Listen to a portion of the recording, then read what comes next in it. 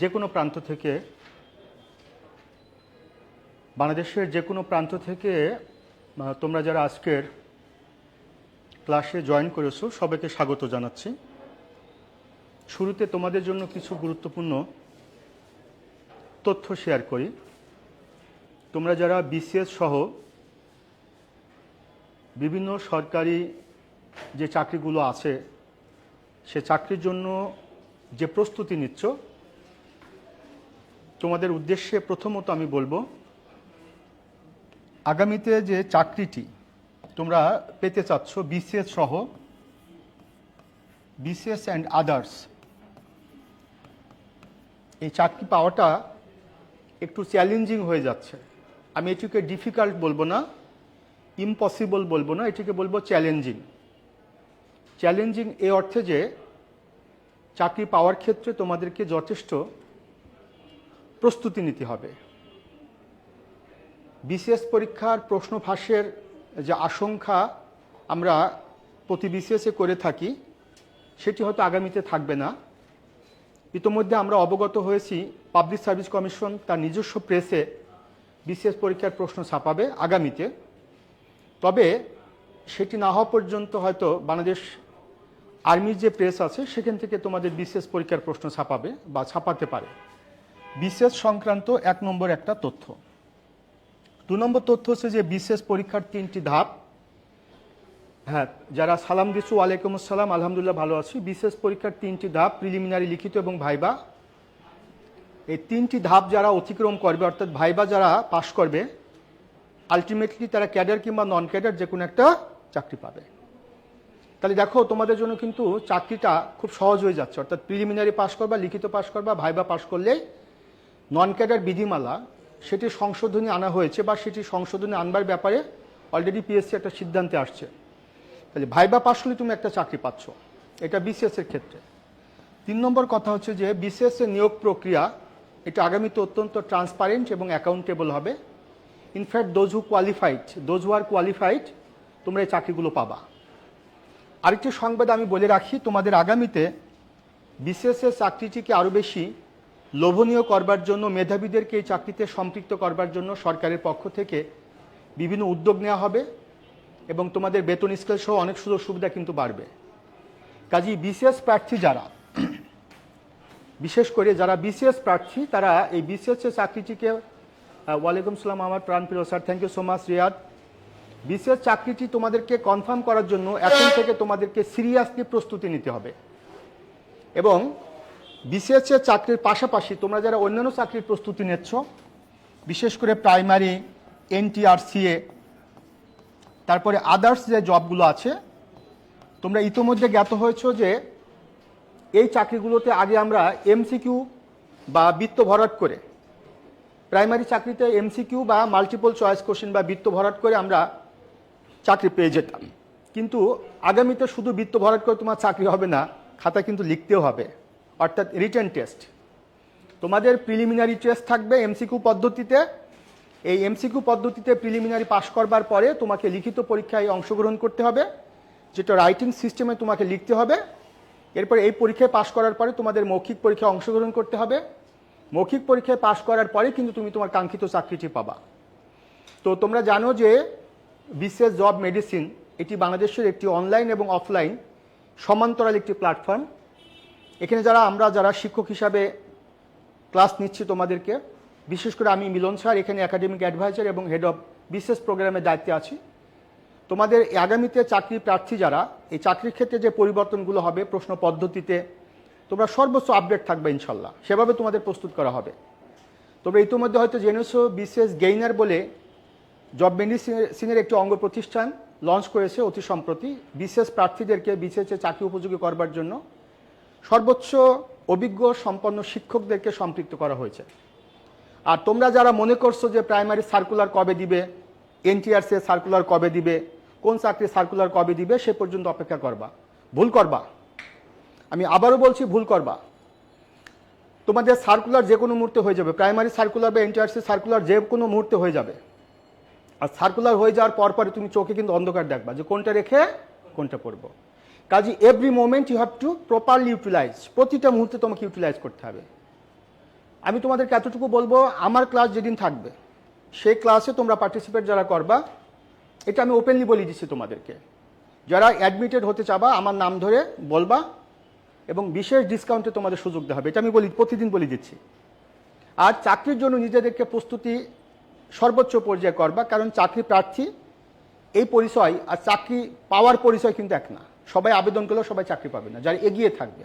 Circular হবে, তোমাদেরকে সুনির্দিষ্ট গাইডলাইন ফলো করতে হবে।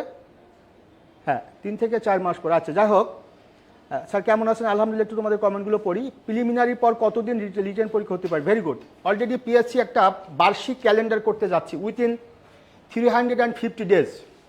Total procedure of Bangladesh civil service will be completed.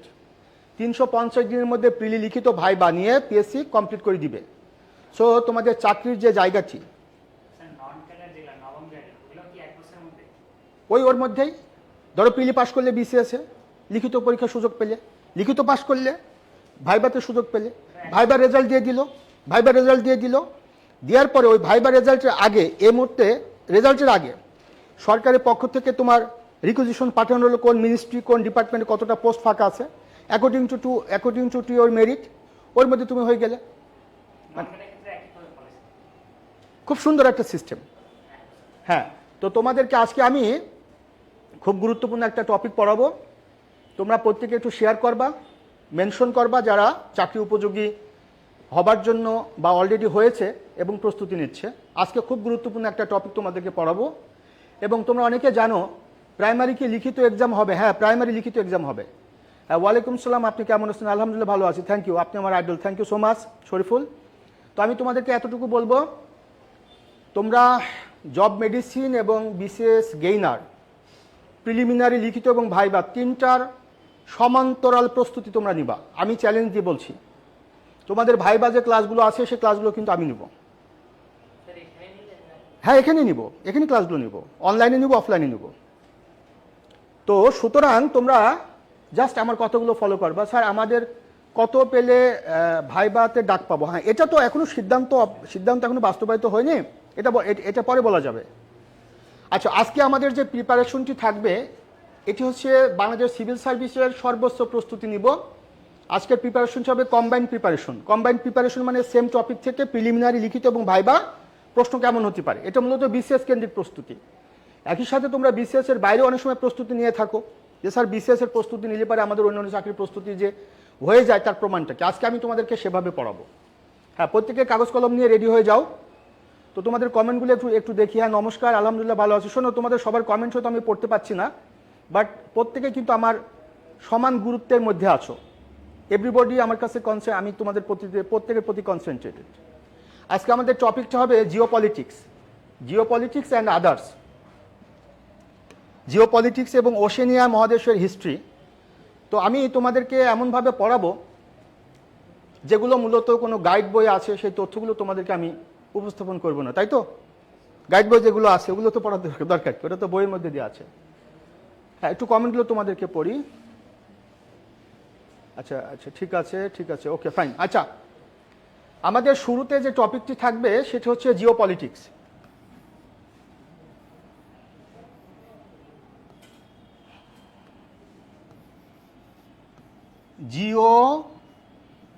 Geopolitics. এখন প্রথমে তোমাদের কাছে আমার হাম্বল এক্সপেকটেশন, প্রত্যেকে জিওপলিটিক্সের বাংলাটা বলো। হ্যাঁ, তোমরা যারা অনলাইনে ক্লাস করছো তোমরা বলো যে এটির বাংলাটা কি। দেখি তোমাদের বাংলাটা শুনে আমি লিখব। জিওপলিটিক্সের বাংলাটা কি বলো দেখি, কে কমেন্ট আগে করতে পারো? আচ্ছা, জিওপলিটিক্সের বাংলাটা কি সেটা একটু বলো। ঠিক আছে, তোমরা জিওপলিটিক্সের বাংলা অর্থ হচ্ছে যে ভূ রাজনীতি। আমরা আগে প্রথমে জিওপলিটিক্স শব্দটিকে একটু এক্সপ্লেনেশন দিব, তারপরে ভূ রাজনীতিতে যাব। হ্যাঁ, Lima Akter, thank you so much. প্রথমে আমরা জিওপলিটিক্স এই জিও পলিটিক্স শব্দটির প্রথমে আমরা যেটা পাচ্ছি সেটা হচ্ছে জিও, আর দ্বিতীয় যে শব্দটি পাচ্ছি সেটি হচ্ছে পলিটিক্স। পলিটিক্স, তাহলে জিও পলিটিক্স শব্দটির প্রথম অংশে আমরা কি পাচ্ছি? জিও, আর দ্বিতীয় অংশে কি পাচ্ছি? পলিটিক্স। এবার আমরা যদি জিও শব্দটিকে বাংলা করি তাহলে জিও শব্দটির অর্থ হচ্ছে এরকম যে ভূমি কিংবা ভূখণ্ড কিংবা কোনো একটি নির্দিষ্ট অঞ্চল কিংবা আরো অন্যান্য কিছু, অন্যান্য। আর পলিটিক্স, এই পলিটিক্স শব্দটির বাংলা যদি আমরা করি তাহলে কি দাঁড়ায়? রাজনীতি। এখন আসি রাজনীতি জিনিসটা কি। এই রাজনীতির মধ্যে আবার দুটো শব্দ আছে, একটা রাজ, একটা নীতি। এখন রাজ শব্দটিকে যদি আমরা ব্যাখ্যা করি তাহলে এখান থেকে যে শব্দগুলো আসে সেটি হচ্ছে রাজা কিংবা রাজ্য। আর নীতি শব্দটিকে যদি আমরা বাংলা করি, একটু বাংলা শব্দ, তাহলে নীতি শব্দটির বাংলা অর্থ হচ্ছে আদর্শ। তাহলে রাজনীতি শব্দটির অর্থটা কি দাঁড়াচ্ছে? রাজা একটা রাজ্যকে পরিচালনা করবার জন্য যে আদর্শ বা নীতি গ্রহণ করে সেই নীতিকে কি বলে? রাজনীতি। তাহলে রাজা, প্রেসিডেন্ট, প্রধানমন্ত্রী যাই বলি না কেন, সম্রাট, বাদশাহ যাই বলি না কেন, একটা রাজ্যকে কিংবা একটা ভূখণ্ডকে পরিচালনা করবার জন্য তিনি যে নীতি গ্রহণ করে সেই নীতিকে কি বলা হয়? রাজনীতি। অর্থাৎ রাজনীতি মানে হচ্ছে যে রাজ্য পরিচালনার নীতি। আমার ক্লাসে তোমাদেরকে টু দা পয়েন্ট আমি ব্যাখ্যা করে বুঝাচ্ছি, সরাসরি আমি প্রশ্নের উত্তরে যাচ্ছি না। তাহলে রাজনীতি শব্দটির অর্থ হচ্ছে যে রাজা বা রাষ্ট্রপ্রধান কিংবা সরকার প্রধান একটা রাজ্য পরিচালনা করবার জন্য যে নীতি গ্রহণ করে সেই নীতিকে বলা হয় রাজনীতি। রাজনীতির দুটো অংশ আছে, একটা হচ্ছে অভ্যন্তরীণ এবং একটা হচ্ছে আন্তর্জাতিক। তাহলে পলিটিক্স দুই ধরনের, কি কি? একটা ইন্টারনাল পলিটিক্স, একটা এক্সটার্নাল বা ইন্টারন্যাশনাল পলিটিক্স বা গ্লোবাল পলিটিক্স। তাহলে প্রত্যেকে একটু কমেন্ট করবা। হ্যাঁ হ্যাঁ, ভেরি গুড। তাহলে পলিটিক্স হচ্ছে দুই ধরনের, একটা হচ্ছে ইন্টারনাল পলিটিক্স বা ডোমেস্টিক পলিটিক্স, আর একটা হচ্ছে এক্সটার্নাল পলিটিক্স বা ইন্টারন্যাশনাল পলিটিক্স বা গ্লোবাল পলিটিক্স। এখন আসি, এই যে রাজনীতি, সে রাজনীতিটা যদি আবর্তিত হয় কোন একটা নির্দিষ্ট ভূমি কেন্দ্রিক, ভূখণ্ড কেন্দ্রিক, অঞ্চল কেন্দ্রিক, তাহলে সেই রাজনীতিকে কি বলা হয়? ভূরাজনীতি। তাহলে একটা ভূখণ্ডকে কেন্দ্র করে যে রাজনীতি, সে রাজনীতিকে কি বলা হয়? ভূরাজনীতি। একটা ভূখণ্ড, তাহলে একটা ভূখণ্ড কেন্দ্রিক রাজনীতি ভূরাজনীতি। তাহলে ভূরাজনীতি কথাটাকে যদি আমরা এক শব্দে কি লিখবো? নির্দিষ্ট ভূখণ্ড কেন্দ্রিক যে রাজনীতি। লেখো, প্রত্যেকে লেখো, নির্দিষ্ট। আমি যদি জিও পলিটিক্সটাকে খুব আপার লেভেলে পড়াই সেক্ষেত্রে হয়তো অনেকের ক্ষেত্রে প্রিলিমিনারি, শুধু প্রাইমারিতে শুধু প্রিলিমিনারি হবে না, প্রাইমারিতে প্রিলিমিনারি হবে প্লাস লিখিত হবে প্লাস ভাইবা হবে। চেঞ্জ হয়ে যাচ্ছে, এটা তো ভালো সংবাদ। ফাঁকিবাজিতে চাকরি হবে না, প্রশ্ন আউট করে চাকরি হবে না, এটা তো ভালো সংবাদ। তাহলে নির্দিষ্ট ভূখণ্ড কেন্দ্রিক, আমি একটা সংজ্ঞা তোমাদেরকে লিখাবো, নির্দিষ্ট ভূখণ্ড কেন্দ্রিক যে রাজনীতি, সে রাজনীতিকে কি বলা হয়? কি বলা হয়? ভূরাজনীতি। এবার যদি আমরা এটিকে ইংরেজি থেকে ব্যাখ্যা করি তাহলে পলিটিক্স জিও কেন্দ্রিক, সেই পলিটিক্সকে বলা হয় জিও পলিটিক্স। জিও কেন্দ্রিক পলিটিক্সকে বলা হয় জিও পলিটিক্স। ভূখণ্ড কেন্দ্রিক রাজনীতিকে বলা হয় ভূরাজনীতি। অর্থাৎ আন্তর্জাতিক রাজনীতিতে যখন কোনো ভূখণ্ড গুরুত্ব পায় তখন সে ভূখণ্ড কেন্দ্রিক রাজনীতিকে বলা হয় ভূরাজনীতি। এখন কোনো ভূখণ্ড গুরুত্ব পায় কোন কোন কারণে? প্রথমত গুরুত্ব পায় যে সেই ভূখণ্ডে কোনো ন্যাচারাল রিসোর্সেস, বাংলা কি বলে? প্রাকৃতিক সম্পদ, প্রাকৃতিক সম্পদ আছে কিনা। তাহলে কোনো ভূখণ্ডে, যেমন মিডল ইস্ট, মধ্যপ্রাচ্য, এই যে মধ্যপ্রাচ্য আমরা অনেকেই নাম শুনছি, মিডল ইস্ট, এই মিডল ইস্ট হচ্ছে একটি গুরুত্বপূর্ণ এলাকা, অঞ্চল, রিজিয়ন। এবং এই মিডল ইস্ট মূলত এশিয়া মহাদেশ, আফ্রিকা মহাদেশ এবং ইউরোপ মহাদেশের সংযোগ স্থলে অবস্থিত এই অঞ্চলটি। এশিয়া মহাদেশের মূলত দক্ষিণ পশ্চিম এশিয়া এবং উত্তরাঞ্চলে আফ্রিকা, এই অঞ্চলটা নিয়ে একটা বিশেষ অঞ্চল, তার নাম হচ্ছে মধ্যপ্রাচ্য বা মিডল ইস্ট। এখানে প্রচুর পরিমাণে ন্যাচারাল রিসোর্সেস রয়েছে, প্রাকৃতিক সম্পদ, তেল, গ্যাস, এগুলো রয়েছে। হ্যাঁ, যে কারণে এই ভূখণ্ডটুকু আন্তর্জাতিক রাজনীতিতে খুবই গুরুত্ব পায়। বিশ্বের পরাশক্তি, সুপার পাওয়ার, গ্লোবাল পাওয়ার, বৈশ্বিক শক্তি, পটেনশিয়াল সুপার পাওয়ার, তারপরে মেজর পাওয়ার, গ্রেট পাওয়ার, রিজিওনাল পাওয়ার, যে রাষ্ট্রগুলো তারা মিডল ইস্টের উপর একটা ইনফ্লুয়েন্স ক্রিয়েট করতে চায়, মানে মিডল ইস্টকে তাদের কন্ট্রোলে রাখতে চায়। তাহলে মিডল ইস্টের গুরুত্বটা কি? মিডল ইস্টে হিউজ পরিমাণ ন্যাচারাল রিসোর্সেস রয়েছে। আবার যদি আমরা দেখি যে এই যে বে অফ বেঙ্গল, যেখানে ইন্ডিয়া আছে, এখানে মিয়ানমার আছে, এখানে থাইল্যান্ড আছে, এখানে আমাদের বাংলাদেশ রয়েছে। এই যে বাংলাদেশ ইন্টারন্যাশনাল পলিটিক্সে ইম্পর্টেন্স পাচ্ছে, তাহলে বাংলাদেশে কি হিউজ পরিমাণ ন্যাচারাল রিসোর্সেস রয়েছে? সার্টেনলি নট দ্যাট, বাট বাংলাদেশের জিওগ্রাফিক্যাল লোকেশন খুব ইম্পর্টেন্ট জায়গায় রয়েছে। সেই জায়গাটার নাম কি? বে অফ বেঙ্গল। যার এইদিকে আছে স্ট্রেট অফ মালাক্কা, এইদিকে আছে তোমার প্যাসিফিক রিজিয়ন। তাহলে বাংলাদেশের ভৌগোলিক গুরুত্বটা কি? খুবই ইম্পর্টেন্ট ইনফরমেশন, কিন্তু এটা লিখিত ভাইভাতে সহ তোমাদের জিজ্ঞাসা করা হবে। হ্যাঁ হ্যাঁ, রাজনৈতিক বিজ্ঞান। হ্যাঁ, যাই হোক, তাহলে এখানে আসো, সেটা হচ্ছে যে বাংলাদেশের ভৌগোলিক গুরুত্বটা হচ্ছে বাংলাদেশের অবস্থান কোথায়? বঙ্গোপসাগরের পাশে। তাহলে বঙ্গোপসাগরটা আবার বৃহত্তর একটি মহাসাগরের অংশ, যার নাম হচ্ছে ইন্ডিয়ান ওশান। ইন্ডিয়ান ওশান হচ্ছে তোমার পৃথিবীর থার্ড লার্জেস্ট ওশান, অর্থাৎ লার্জেস্ট ওশান কি? প্যাসিফিক ওশান, প্রশান্ত মহাসাগর। সেকেন্ড লার্জেস্ট কি? Atlantic ocean. হ্যাঁ, তারপরে থার্ড লার্জেস্ট কি? Indian ocean. তাহলে ইন্ডিয়ান ওশানের মধ্যে কিন্তু চলে যাচ্ছে বে অফ বেঙ্গল, আর এই অঞ্চলটা হচ্ছে প্রশান্ত মহাসাগর। Global politics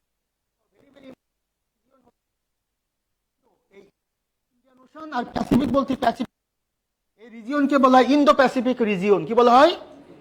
Indo Pacific region. এটা খুবই গুরুত্বপূর্ণ তথ্য। ইন্দো প্যাসিফিক রিজিয়ন না, সেটা ভিন্ন কথা। এশিয়া এবং ইউরোপকে একত্র করে বলে ইউরেশিয়া, এবং ইউরোপ দুটা মহাদেশকে একত্র করলে সেটাকে বলে ইউরেশিয়া। যেমন রাশিয়া ইউরেশিয়ার মধ্যে পড়ে। রাশিয়ার ভৌগোলিক আয়তন এশিয়ার মধ্যে, বাট তার ক্যাপিটাল সিটি মস্কো, সেটা ইউরোপের মধ্যে, তাই এটাকে বলে ইউরেশিয়া। তুরস্ক আছে, রাশিয়া আছে, আজারবাইজান, আর্মেনিয়া আছে, হ্যাঁ, জর্জিয়া আছে, এরকম আছে। বে অফ বেঙ্গল। হ্যাঁ, আচ্ছা, সাউন্ড সমস্যা হচ্ছে স্যার? সাউন্ড সমস্যা হচ্ছে নাকি? বাকিদের কি অবস্থা? ইন্ডিয়ান ওশান আর প্যাসিফিক ওশান, প্রশান্ত মহাসাগর এবং ভারত মহাসাগরীয় অঞ্চলকে বলা হয় ইন্দো প্যাসিফিক রিজিয়ন। তাহলে গ্লোবাল পলিটিক্সে এই অঞ্চলটা খুবই গুরুত্ব পাচ্ছে। Come to the point. হ্যাঁ, তাহলে প্রশ্নটি সাউন্ড প্রবলেম কি বলো? বাকিদের কি অবস্থা? শব্দ সমস্যা হচ্ছে মাঝে মাঝে। আচ্ছা, তাহলে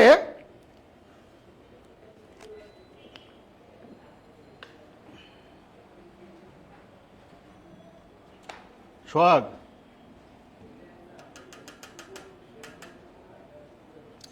সাউন্ডে প্রবলেম বলে? আচ্ছা, মাঝে মাঝে সাউন্ড সমস্যা হচ্ছে প্রশান্ত মহাসাগর অঞ্চল। সাউন্ডের সমস্যা হচ্ছে না? দেখো তো, এই এটা তো মানে চার্জ নেই সম্ভবত। হ্যাঁ, তাহলে বাংলাদেশের যে ব্যাপারটি, সেটি হচ্ছে বাংলাদেশের ভৌগোলিক অবস্থানটি চমৎকার একটা জায়গায়, তাই বাংলাদেশ গ্লোবাল পলিটিক্সে গুরুত্ব পাচ্ছে।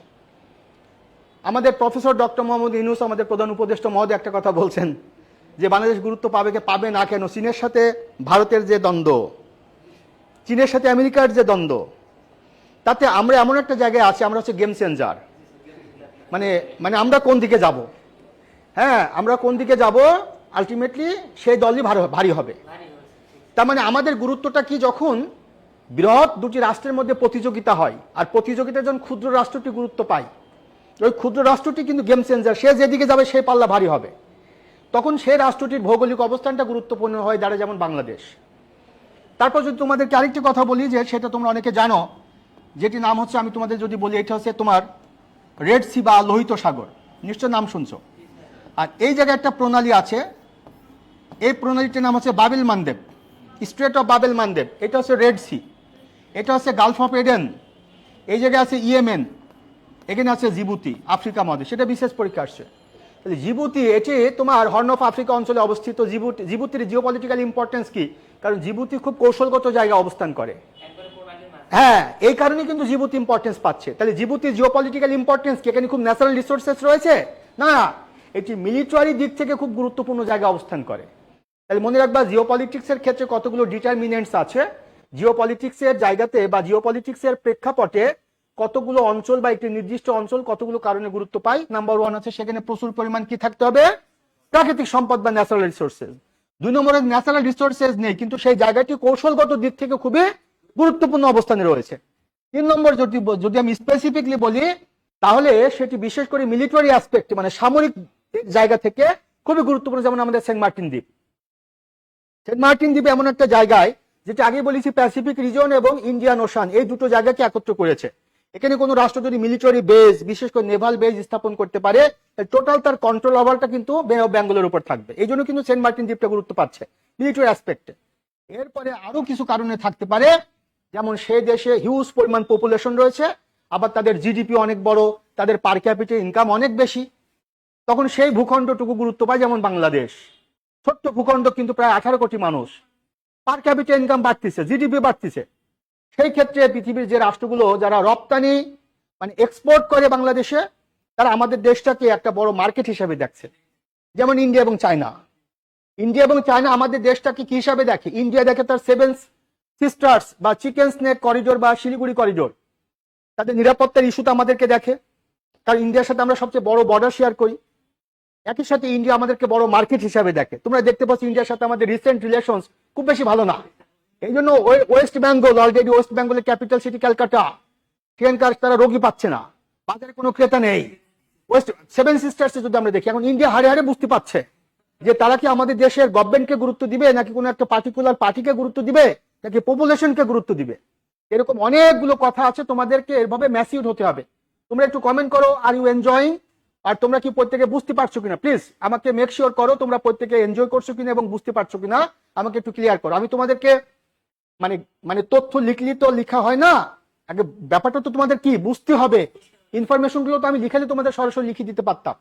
তোমাদেরকে যে মেসেজটা আমি কনভে করতে পারছি বা কনভে করতে চাচ্ছি, জিওপলিটিক্স। এখন জিওপলিটিক্স এর ক্ষেত্রে আমরা ওয়ার্ল্ড পলিটিক্সকে যদি জিওপলিটিক্সে যদি কনভার্ট করি, তাহলে ওয়ার্ল্ড ওয়াইড বিভিন্ন রিজন আছে যারা জিওপলিটিক্যাল ইম্পর্টেন্স। তার মধ্যে নাম্বার 1 কোনটি, মিডল ইস্ট, মধ্যপ্রাচ্য। তাহলে মধ্যপ্রাচ্যের ভূ রাজনৈতিক গুরুত্ব কি, প্রাকৃতিক সম্পদ, তাই তো? হ্যাঁ। 2 নম্বর আছে যে, হ্যাঁ জি স্যার আলহামদুলিল্লাহ, ভেরি গুড, ওকে ফাইন, ঠিক আছে। এরপর যদি তোমাদেরকে আমি বলি যে বাংলাদেশের জিওপলিটিক্যাল ইম্পর্টেন্স কি, হ্যাঁ অর্থাৎ ভৌগোলিক কৌশলগত গুরুত্ব, ভৌগোলিক কৌশলগত গুরুত্ব। এরপর যদি আমরা আরো অনেক কথা আছে, আরো অনেক কথা আছে। এখন আসি তোমাদেরকে একটা সুন্দর একটা উদাহরণ দিই জিওপলিটিক্স বুঝবার জন্য। তোমরা বাংলা সাহিত্যে একটা বাক্য পড়েছো, আপনা মাংসে কিংবা অপনা মাংসে হরিণা বৈরী। আমার যদি ভুল না হয় আপনা না অপনা, আপনা নাকি, আচ্ছা যাই হোক, আপনা মাংসে হরিণা বৈরী, এটা আমাদের বাংলার আমাদের স্বনামধন্য স্যার নাসির স্যার ভালো জানবেন। হ্যাঁ, এর বাংলা অর্থ হচ্ছে এমন যে হরিণের মাংস হচ্ছে সুস্বাদু, আর এইটাই হরিণের মৃত্যুর কারণ। কারণ মাংসাশী পশুরা হরিণকে টার্গেট করে, হরিণকে হত্যা করে, হরিণকে মেরে ফেলে তার এই সুস্বাদু মাংস ভক্ষণ করার জন্য। আর সুস্বাদু মাংস তো হরিণের শরীরে থাকে, এই জন্য মাংসাশী পশুরা হরিণকে ধরে ফেলে তার সুস্বাদু মাংস ভক্ষণ করবার জন্য। কারণ হরিণের কাছে যদি সুস্বাদু মাংসের একটা ব্যাগ থাকতো আর মাংসাশী পশুরা ওই মাংস খাওয়ার জন্য হরিণকে তাড়া করতো, তাই ব্যাগটা ফেলে হরিণ দৌড় দিত, তাহলে কিন্তু মাংসাশী পশুরা হরিণ পর্যন্ত আর পৌঁছাতো না, নাকি? কিন্তু মাংসাশী পশুরা জানে হরিণের কাছে সুস্বাদু মাংসের কোনো ব্যাগ থাকে না, অর্থাৎ হরিণ নিজে তার শরীরে সুস্বাদু মাংস ধারণ করে।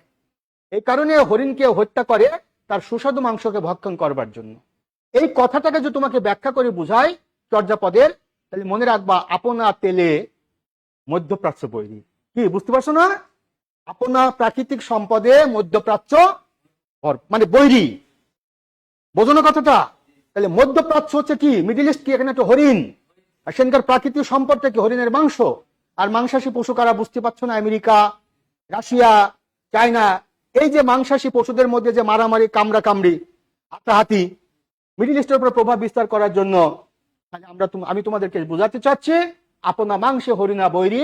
হ্যাঁ, আর তোমরা যারা আমার ক্লাস করছো, আমি মিলন স্যার, আমি এখানে জব মেডিসিনে ক্লাস নিচ্ছি। তোমরা যারা আমার ক্লাস করতে চাচ্ছ, আমাকে যারা চেনো জানো, তোমরা যদি অ্যাডমিটেড হতে চাও যে কোনো কোর্সে কিন্তু যুক্ত হয়ে যাও, আমি তোমাদেরকে ক্লাস নেবো ইনশাল্লাহ। তাহলে চর্যাপদ, চর্যাপদের যে বিখ্যাত লাইনটি, সে লাইনটিকে তোমাকে আমি ব্যাখ্যা দিয়ে বুঝালাম, আপনা মাংসে হরিণা বৈরী, আপনার তেলে মধ্যপ্রাচ্য বৈরী। এইবার আসো তাহলে ভূ রাজনীতি জিনিসটা কি। এবার আমরা একটা সংজ্ঞা লিখে ফেলবো। এই সংজ্ঞাটা লিখবো কোথায় কাজে লাগবে? আমাদের লিখিত প্লাস ভাইবা প্লাস এখান থেকে আমাদের প্রিলিমিনারি কাজেও লাগতে পারে। হ্যাঁ, এখন প্রত্যেকে তোমরা একটা ভূ রাজনীতির সংজ্ঞা লিখে ফেলো। প্রত্যেকে লেখো ভূ রাজনীতি, একদম সহজ স্বাভাবিক সাবলীল ভাষায় একটা ডেফিনেশন লিখে ফেলো। আগে বলেছি তোমাদের চাকরি পাওয়ার জন্য ভূ রাজনীতি। ভূ রাজনীতি কি?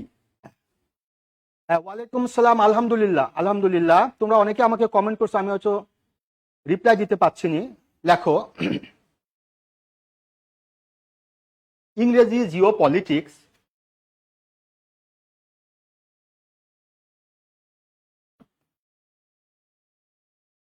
শব্দটির বাংলা প্রতিশব্দ হলো ভূ রাজনীতি। ইংরেজি জিও পলিটিক্স শব্দটির বাংলা প্রতিশব্দ হলো ভূ রাজনীতি। হ্যাঁ, দাঁড়িয়ে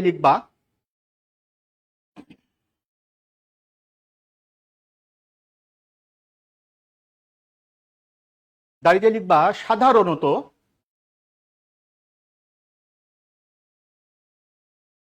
কোন রাষ্ট্রের ভৌগোলিক প্রয়োজনে,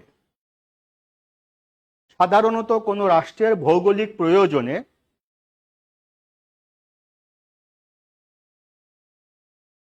যেমন তার সীমান্তের নিরাপত্তা, কোন রাষ্ট্রের ভৌগোলিক প্রয়োজনে যেমন তার সীমান্তের নিরাপত্তা, সীমান্তের নিরাপত্তা কথাটা আন্ডারলাইন করো, কমা, বের হওয়ার জন্য জলপথের উপর নিয়ন্ত্রণ প্রতিষ্ঠা, বের হওয়ার জন্য জলপথের উপর নিয়ন্ত্রণ প্রতিষ্ঠা।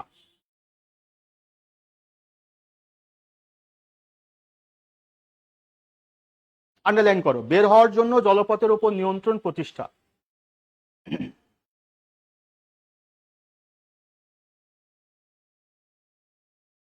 হ্যাঁ, সাধারণত কোন রাষ্ট্রের কি বলছিলাম আগে, কি বলছিলাম? সীমান্তের নিরাপত্তা, বের হওয়ার জন্য জলপথের উপর নিয়ন্ত্রণ প্রতিষ্ঠা। লিখছো? এরপর লেখো কৌশলগত সামরিক দিক থেকে, কৌশলগত সামরিক দিক থেকে, কৌশলগত সামরিক দিক থেকে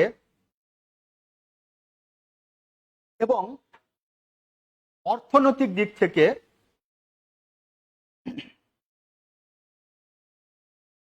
গুরুত্বপূর্ণ, সামরিক দিক থেকে এবং অর্থনৈতিক দিক থেকে গুরুত্বপূর্ণ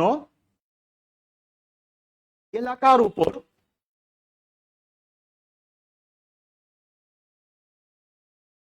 নিয়ন্ত্রণ প্রতিষ্ঠা।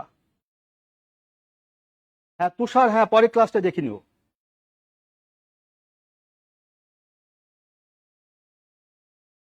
এবার একটা ড্যাশ দাও, প্রভৃতিকে কেন্দ্র করে, প্রভৃতিকে কেন্দ্র করে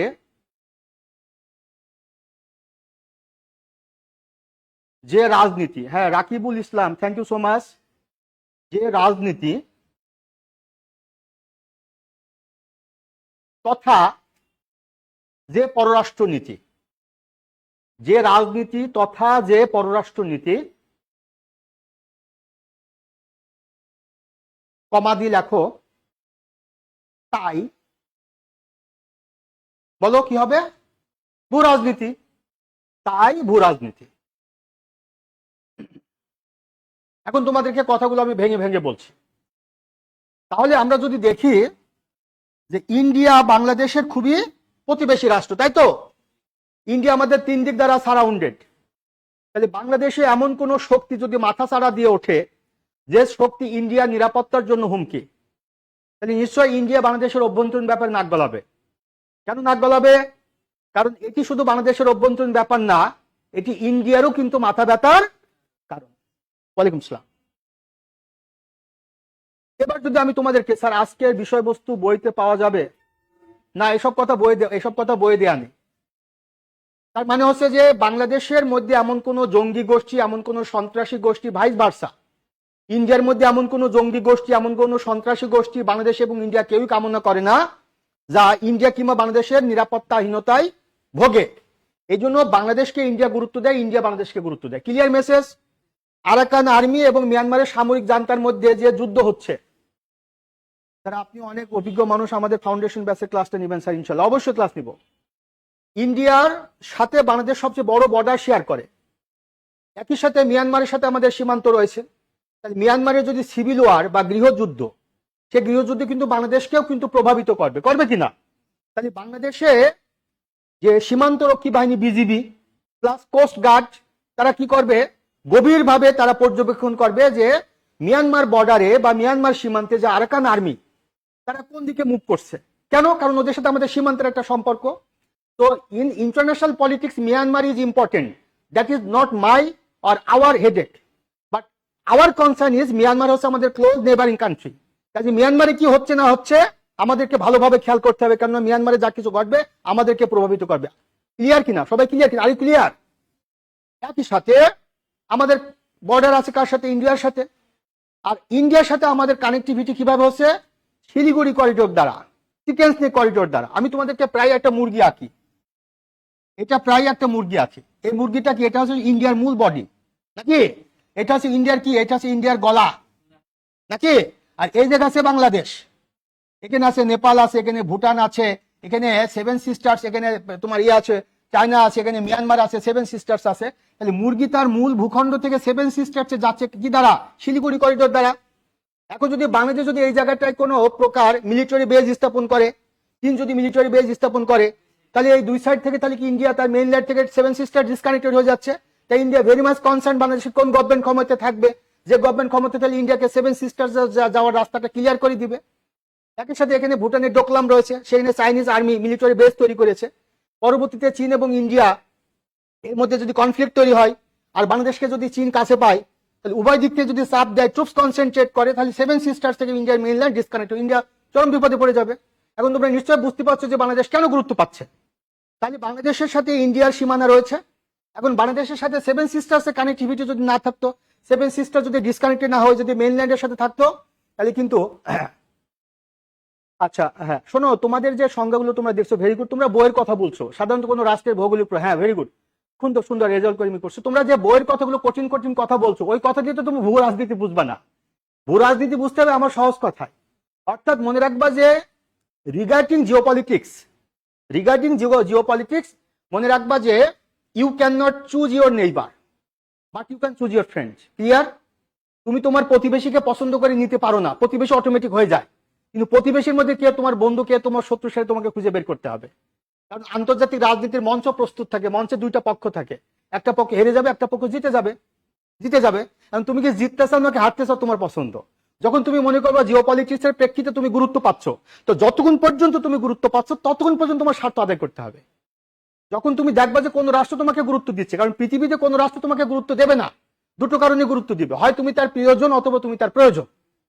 যদি তোমার প্রয়োজন হয়, মনে রাখবা যে যদি তুমি সে রাষ্ট্রের প্রয়োজন হয়, তাহলে সে রাষ্ট্র তোমাকে গুরুত্ব দিবে, এবং যতক্ষণ পর্যন্ত তোমাকে গুরুত্ব দিবে ততক্ষণ পর্যন্ত তোমার স্বার্থ কি করতে হবে? আদায় করে নিতে হবে। এই জন্য তোমার স্বার্থ আদায় করবার জন্য, যেমন বাংলাদেশ হচ্ছে একটি সখা, মানে একটি সখী, ইন্ডিয়া এবং চায়না দুটো হচ্ছে সখা, দুই সখা আমাদের বলে সখী তুমি কার। হ্যাঁ কি বলা হয়? সখী তুমি কার।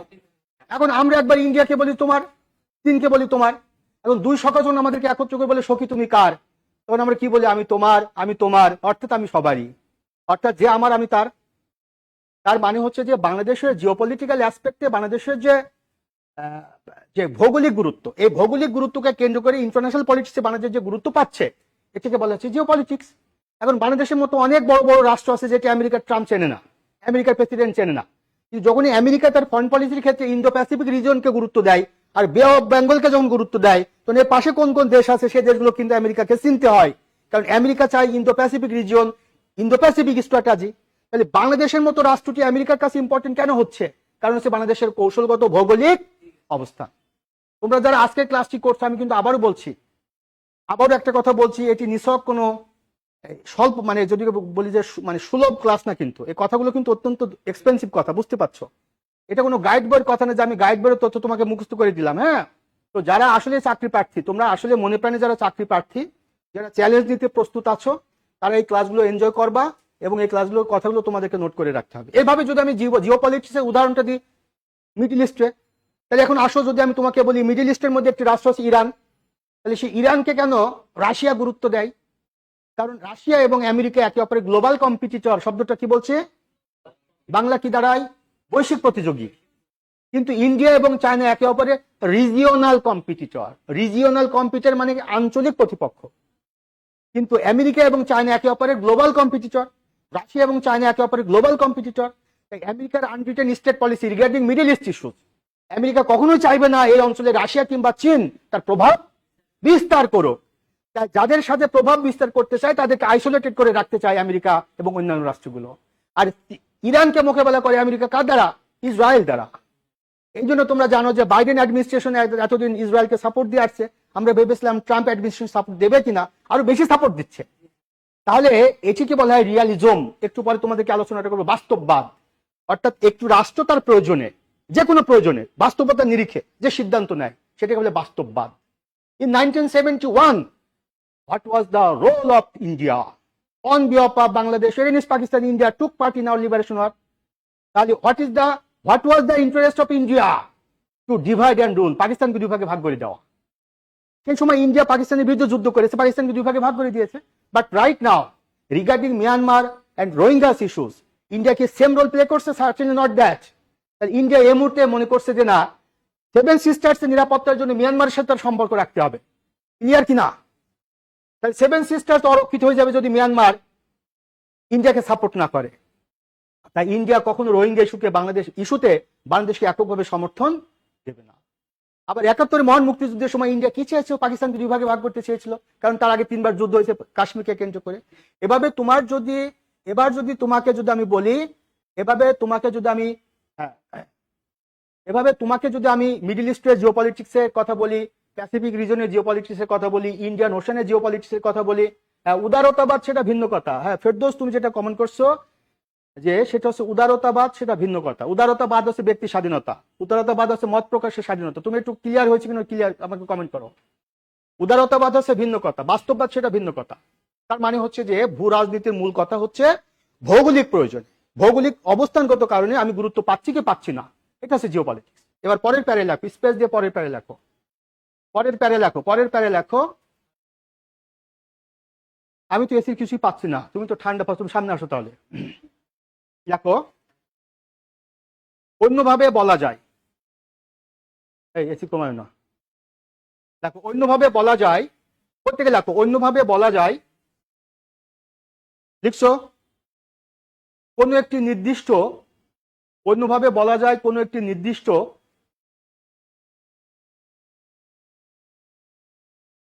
নির্দিষ্ট ভৌগোলিক অঞ্চলকে কেন্দ্র করে।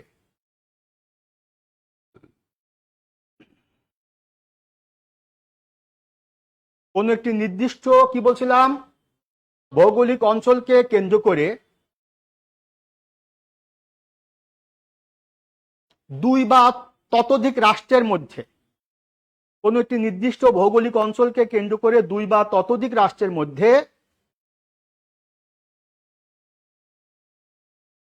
কোন একটি নির্দিষ্ট ভৌগোলিক অঞ্চলকে কেন্দ্র করে দুই বা ততোধিক রাষ্ট্রের মধ্যে যদি কোনো জোট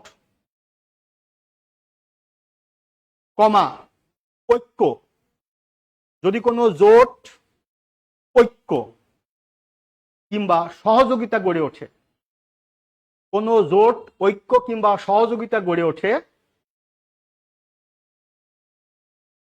তাহলে তাকে ভূ রাজনীতি বলা হয়। তোমরা এই কথাগুলো শুধু খাতায় লিখলে কিন্তু হবে না, কথাগুলোর অর্থ বুঝতে হবে। তাহলে আমরা জিওপলিটিক্সের আরেকটি ডেফিনেশন লিখলাম কি, কোন একটি নির্দিষ্ট ভৌগোলিক অঞ্চলকে কেন্দ্র করে, কি বললাম? কেন্দ্র করে দুই বা ততোধিক রাষ্ট্রের মধ্যে কোনো জোট গঠিত হয়, কোনো ঐক্য গঠিত হয়, কিংবা কোনো সহযোগিতা গঠিত হয়, তাহলে এই যে জোট গঠিত হচ্ছে, এই যে সহযোগিতা তৈরি হচ্ছে, সেটি ভূ রাজনীতি অন্তর্ভুক্ত করা হয়। তোমাকে যদি আমি সহজ করে বলি, ইন্ডিয়ার সাথে পাকিস্তানের যতদিন পর্যন্ত ঝামেলা থাকবে, ইন্ডিয়ার সাথে চীনের যতদিন ঝামেলা থাকবে, ততদিন পর্যন্ত চীন এবং পাকিস্তান একে অপরের বন্ধু হয়ে যাবে। তার মানে হচ্ছে যে চীন এবং পাকিস্তান ততক্ষণ পর্যন্ত মিত্র যতক্ষণ পর্যন্ত ইন্ডিয়া এবং পাকিস্তান, ইন্ডিয়া এবং চায়না। তার মানে হচ্ছে যে এই ইন্ডিয়া এবং পাকিস্তান, ইন্ডিয়া এবং চায়না যতক্ষণ পর্যন্ত একে অপরের শত্রু, ততক্ষণ পর্যন্ত পাকিস্তান এবং চায়না একে অপরের বন্ধু। মনে রাখবা, ইন্ডিয়া এবং বাংলাদেশ যতক্ষণ পর্যন্ত শত্রু, ততক্ষণ পর্যন্ত বাংলাদেশ, চায়না এবং পাকিস্তান একে অপরের মিত্র। বর্তমানে তাই হচ্ছে। তোমরা যে পেপার পত্রিকায় দেখতে পাচ্ছ, হ্যাঁ তোমরা যে টপিকের, হ্যাঁ আমাদের সুন্দর বাবলু সুন্দর কমেন্ট করছো, তোমরা অন্য কোনো কমেন্ট করবে না যাতে মনোযোগ নষ্ট হয়ে যায়, ঠিক আছে? এখন তোমরা জানো যে বাংলাদেশকে পাকিস্তান সামরিক দিক থেকে সহযোগিতা করতে চাচ্ছে। এটা আবার ভেবো না যে পাকিস্তান বাংলাদেশের বন্ধু রাষ্ট্র, কারণ মনে রাখবা যে পাকিস্তান চাচ্ছে বাংলাদেশকে সামরিক দিক থেকে শক্তিশালী করে ইন্ডিয়াকে চাপের মধ্যে রাখতে। আবার চীন পাকিস্তানকে সামরিক দিক থেকে শক্তিশালী করে পাকিস্তানকে দিয়ে ইন্ডিয়াকে চাপের মধ্যে রাখতে চাচ্ছে। শ্রীলঙ্কাকে শক্তিশালী করে শ্রীলঙ্কাকে দিয়ে চাপের মধ্যে রাখতে চাচ্ছে। মিয়ানমারকে শক্তিশালী করে ইন্ডিয়াকে চাপের মধ্যে রাখতে চাচ্ছে। এবার ইন্ডিয়া যখন চতুর্মুখী চাপের মধ্যে থাকছে, ততক্ষণ কিন্তু চায়না নিজেকে সিকিউরড মনে করছে। তার মানে আগেই বলেছি কিন্তু, in international politics no state is ultimately your friend or enemy. কোন রাষ্ট্র তোমার আলটিমেটলি বন্ধু না, শত্রু না। ওই যে বলছিলাম, যদি তোমাকে কেউ, এটা বাস্তব জীবনেও কেউ যদি তোমাকে গুরুত্ব দেয়, তাহলে দুটো কারণে গুরুত্ব দিবে, হয় তুমি তার প্রিয়জন অথবা তুমি তার প্রয়োজন। অনেকগুলো ক্ষেত্রে একটা নির্দিষ্ট অঞ্চলে প্রভাব বিস্তারকে কেন্দ্র করে, এক কাশ্মীর নিয়ে দুটো দেশের মধ্যে দ্বন্দ্ব, অরুণাচল নিয়ে দুটো দেশের মধ্যে দ্বন্দ্ব, শ্রীলঙ্কা এক সখী আর চীন এবং ইন্ডিয়া দুই সখা, মালদ্বীপ এক সখী, চীন এবং ইন্ডিয়া দুই সখা। সখা যদি দুটো হয়, সখী যদি একটা হয়, তাহলে দুই সখাই তো বলবো সখী তুমি কার। হ্যাঁ, অনেক আগে যে একটা গান শুনছিলাম, শাবনুরের একটা গান, বিধি তুমি বলে দাও আমি কার, দুটি মানুষ একটি মনের দাবিদার। তো এই যে বাংলাদেশ, এই যে ছোটখাটো দেশ মালদ্বীপ, শ্রীলঙ্কা, এরা হচ্ছে এক একটা সখী আর এরা হচ্ছে সখা। তারা বলছে সখী তুমি কার। কেন সখী গুরুত্বপূর্ণ? ওই তার ভৌগোলিক অবস্থান। তাহলে তোমাকে বুঝতে হবে যে আমরা কেন গুরুত্ব পাচ্ছি। আমরা ছোট্ট একটি রাষ্ট্র। এবার আমরা যদি এই কথাটাকে আচ্ছা আচ্ছা সিলেটে, আচ্ছা ওয়াজ মাহফিলের কারণে স্যার আপনার কথা শুনতে পাচ্ছি না, জাস্ট আপনাকে দেখতেছি। আচ্ছা, ভেরি গুড। আমরা পরের প্যারায় লিখব একইভাবে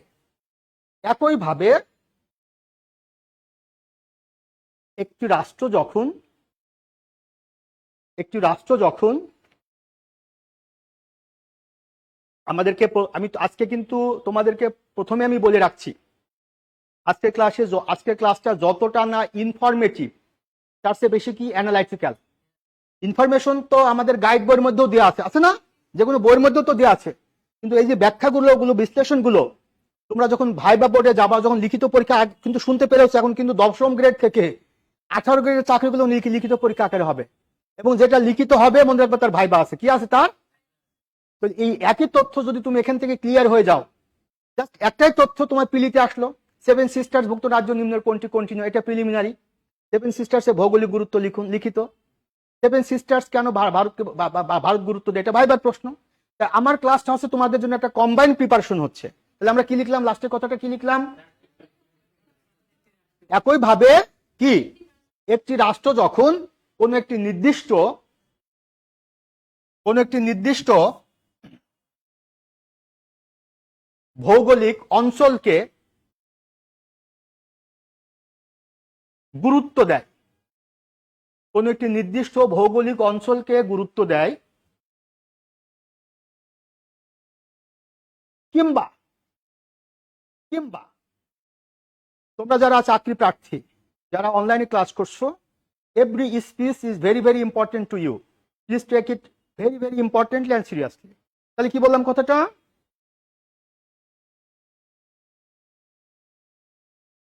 তথা লিখেছ, তথা সেই ভৌগোলিক অঞ্চলের উপর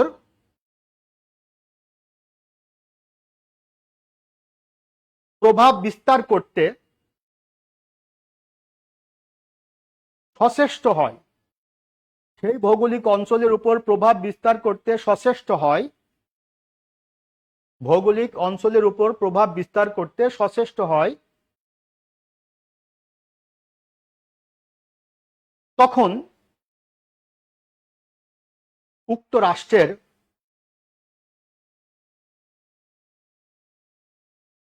এই ধরনের প্রচেষ্টাকে, উক্ত রাষ্ট্রের এই ধরনের প্রচেষ্টাকে ভূরাজনীতি বলা হয়। এই ধরনের প্রচেষ্টাকে ভূরাজনীতি বলা হয়।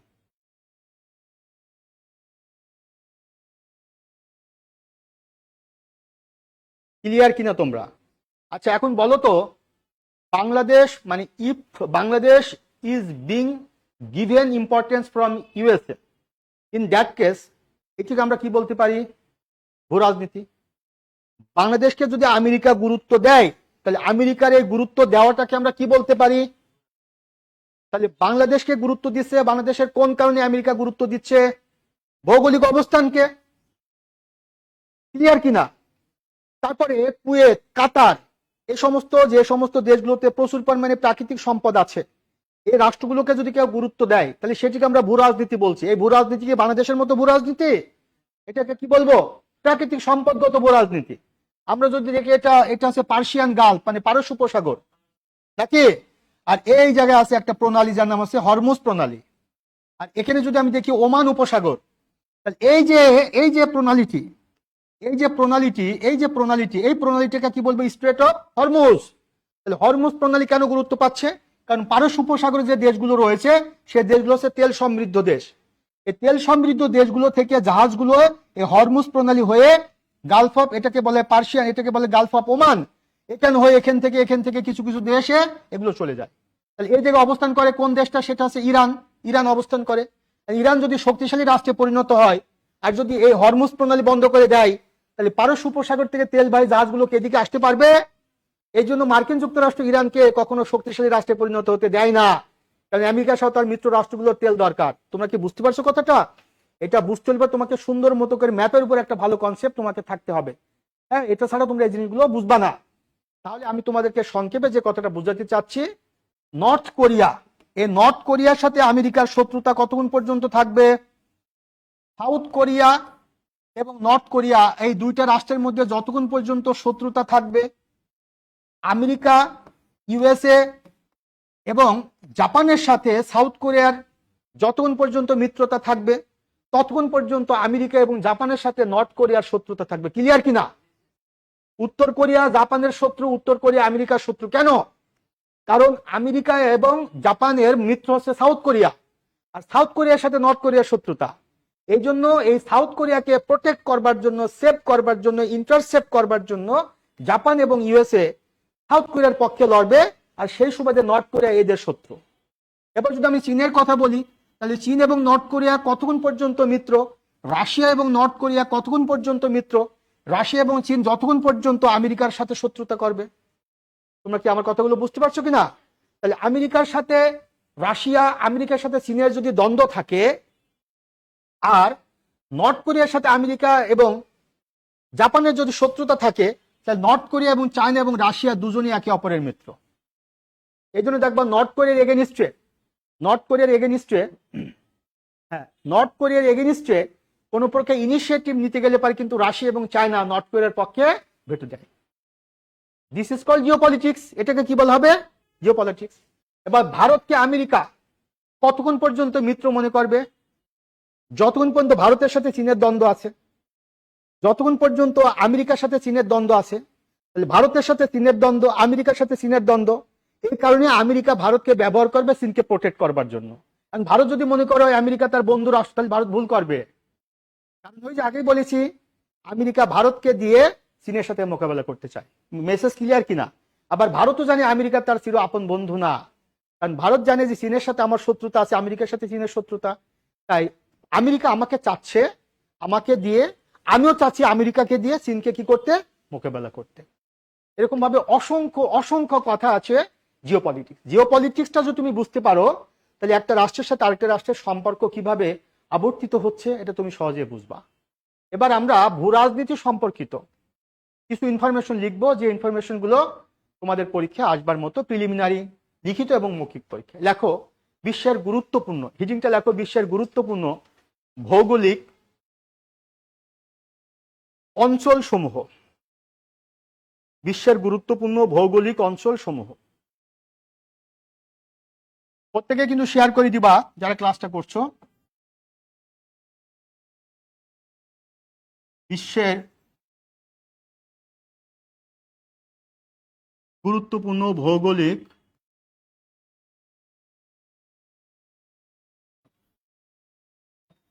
অঞ্চল বা এলাকা সমূহ। হ্যাঁ, তোমরা একটু কমেন্ট করো দেখি প্লিজ, তোমরা একটু কতটা ক্লাসে সক্রিয় আছো, তার জন্য তোমাদের আমি একটু কমেন্ট প্রত্যাশা করছি। দেখি তোমরা কমেন্ট করো। তোমাদের এই আলোচনাগুলো প্রিলিমিনারি, লিখিত এবং ভাইবা সব পরীক্ষার জন্য গুরুত্বপূর্ণ। এখন তোমরা কমেন্ট করো যে কারা তোমরা অ্যাক্টিভ আছো। প্রথমে তোমরা যে জায়গাটার নাম লিখবা সেই জায়গাটার নাম আছে কাশ্মীর। নাম শুনছো তো? কাশ্মীর। এই কাশ্মীর নিয়ে পরীক্ষায় প্রশ্ন আসার সম্ভাবনা খুব বেশি। কাশ্মীর, কাশ্মীর নিয়ে প্রথম তথ্যটি লিখবা, অবিভক্ত ভারতের, হ্যাঁ অবিভক্ত ভারতের, আজকে ক্লাসটা কি উন্মুক্ত করা হয়েছে? হ্যাঁ হ্যাঁ ইনশাল্লাহ, ঠিক আছে। রেজাউল করিম দেখো, অবিভক্ত ভারতের সবচেয়ে বড় রাজ্য ছিল কাশ্মীর। অবিভক্ত ভারতের সবচেয়ে, আচ্ছা ঠিক আছে, রাজবাড়ি থেকে, ঠিক আছে, ঘুম পাশে তো অবশ্যই লিখছি, ভেরি গুড। অবিভক্ত ভারতের সবচেয়ে বড় রাজ্য কি ছিল? কাশ্মীর। প্রথম বাক্য। সেকেন্ড বাক্যটি লিখবা, কাশ্মীরকে বলা হয় ভূস্বর্গ। কাশ্মীরকে বলা হয় কি? বলা হয় ভূস্বর্গ। ঠিক আছে, অনেকে বলছো, অনেকের নাম পড়তে পারছি না, বাট অনেকে বলছো যে আছি আছি, ভেরি গুড। কি বলছিলাম কথাটা? তাহলে কাশ্মীরকে বলা হয় ভূস্বর্গ। 3 নম্বর বাক্যটি লিখবা, কাশ্মীরের সর্বপ্রথম রাজা ছিলেন। এই তথ্যগুলো খুবই গুরুত্বপূর্ণ। কাশ্মীরের সর্বপ্রথম রাজা ছিলেন, সর্বপ্রথম গলাব সিং। কাশ্মীরের সর্বপ্রথম রাজা ছিলেন গলাব সিং। কাশ্মীরের সর্বপ্রথম রাজা ছিলেন গলাব সিং। হ্যাঁ লিখছো? 2 নম্বর লেখো, কাশ্মীরের সর্বশেষ রাজা ছিলেন হরি সিং। কাশ্মীরের সর্বশেষ রাজা ছিলেন হরি সিং। হ্যাঁ মামুন রশিদ, তুমি সুন্দর কথা বলছো, পিকচার দিয়ে বোঝালে। হ্যাঁ, এটার জন্য আসলে ম্যাপ দরকার। এটা আসলে ম্যাপের উপর দেখি তোমাদেরকে আমি একটা ক্লাস নিতে পারি কিনা, ইনশাল্লাহ। কাশ্মীরের সর্বপ্রথম রাজা ছিলেন গলাব সিং। কাশ্মীরের সর্বশেষ রাজা কে ছিলেন?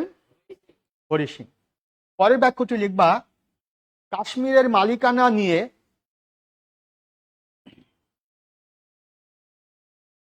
তিনটি দেশের মধ্যে বিরোধ রয়েছে।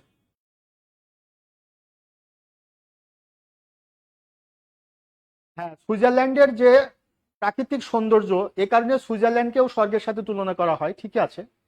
কি বলছিলাম? কাশ্মীরের মালিকানা নিয়ে কয়টা দেশের মধ্যে বিরোধ আছে? তিনটি দেশের মধ্যে।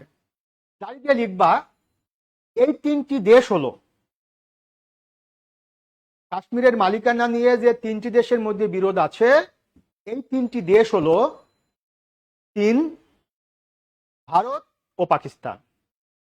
কাশ্মীরের মালিকানা নিয়ে তিনটি দেশের মধ্যে বিরোধ রয়েছে। এই তিনটি দেশ হলো চীন, ভারত, তারপর কি বলছিলাম? পাকিস্তান। পরের প্যারায় লিখো। এখান থেকে তোমাদের পরীক্ষায় কি প্রশ্ন আসতে পারে সেটা আমি তোমাদেরকে বলছি। তোমরা শুধু মুখস্থ করে যাও, কিন্তু প্রশ্ন কিভাবে আসে সেটা নিয়ে তোমরা খেয়াল করো না, বা সেটা নিয়ে তোমরা গবেষণা করো না। পরবর্তী বাক্যে লেখো যে কাশ্মীরের মালিকানাকে কেন্দ্র করে, কাশ্মীরের মালিকানাকে কেন্দ্র করে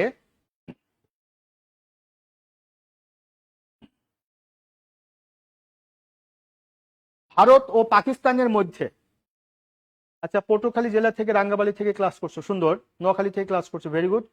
কাশ্মীরের মালিকানাকে কেন্দ্র করে ভারত ও পাকিস্তানের মধ্যে এ পর্যন্ত মোট 3 বার যুদ্ধ হয়েছে। কাশ্মীরের মালিকানাকে কেন্দ্র করে পাকিস্তান ও ভারতের মধ্যে এ পর্যন্ত মোট কতবার যুদ্ধ হয়েছে? কয়বার? 3 বার। কাশ্মীরের মালিকানাকে কেন্দ্র করে পাকিস্তান ও ভারতের মধ্যে এ পর্যন্ত মোট 3 বার যুদ্ধ হয়েছে, লিখছো। এবার লেখো দাড়ি দিয়ে, প্রথমবার যুদ্ধ হয়। কাশ্মীরকে কেন্দ্র করে পাকিস্তান এবং ভারতের মধ্যে প্রথমবার যুদ্ধ হয় 1947 সালে। কাশ্মীরের মালিকানাকে কেন্দ্র করে পাকিস্তান এবং ভারতের মধ্যে প্রথমবার যুদ্ধ হয় কত সালে? 1947 সালে। হ্যাঁ, এরপর লেখো দ্বিতীয়বার যুদ্ধ হয় 1965 সালে। কাশ্মীরের মালিকানাকে কেন্দ্র করে পাকিস্তান এবং ভারতের মধ্যে দ্বিতীয়বার যুদ্ধ হয় এরপর লেখো তৃতীয়বার যুদ্ধ হয় 1999 সালে। কাশ্মীরের মালিকানাকে কেন্দ্র করে, হ্যাঁ শারমিন ইতি তুমি ভুল জানো, 4 বার যুদ্ধ হয়েছে কাশ্মীরকে মালিকানাকে কেন্দ্র করে, এটা ভুল তথ্য। তাহলে কাশ্মীরের মালিকানাকে কেন্দ্র করে পাক ভারত যুদ্ধ হয়েছে 1947, 1965 এবং 1999 সালে। ক্লিয়ার কিনা? আচ্ছা, একটু তোমরা মনে রাখবা যে সেটা হচ্ছে যে পাকিস্তান এবং ভারতের মধ্যে 1971 সালে একটা যুদ্ধ হয়েছে। এই যুদ্ধটা মূলত বাংলাদেশের মুক্তিযুদ্ধকালে ভারত পাকিস্তানিদের বিরুদ্ধে বাংলাদেশের পক্ষে যুদ্ধ করেছে। শব্দটি আবারও বলছে, কিন্তু বাংলাদেশের পক্ষে পাকিস্তানিদের বিরুদ্ধে, কথাটা আমি আগে বলিনি। কি বলেছি? পাকিস্তানের বিরুদ্ধে বাংলাদেশের পক্ষে। তার মানে পাকিস্তানের বিরুদ্ধে ভারত যুদ্ধ করেছে, এবং এই যুদ্ধে পাকিস্তান পরাজিত হয়েছে। এটি শুধু ভারতের একক কৃতিত্ব না, এটা কৃতিত্ব কিন্তু আমাদেরও। কারণ পাকিস্তান কিন্তু 16 ডিসেম্বর সারেন্ডার করেছে যৌথ বাহিনীর কাছে, বাট ভারত বলে তারা সারেন্ডার করেছে ভারতের কাছে। এটা ভুল তথ্য।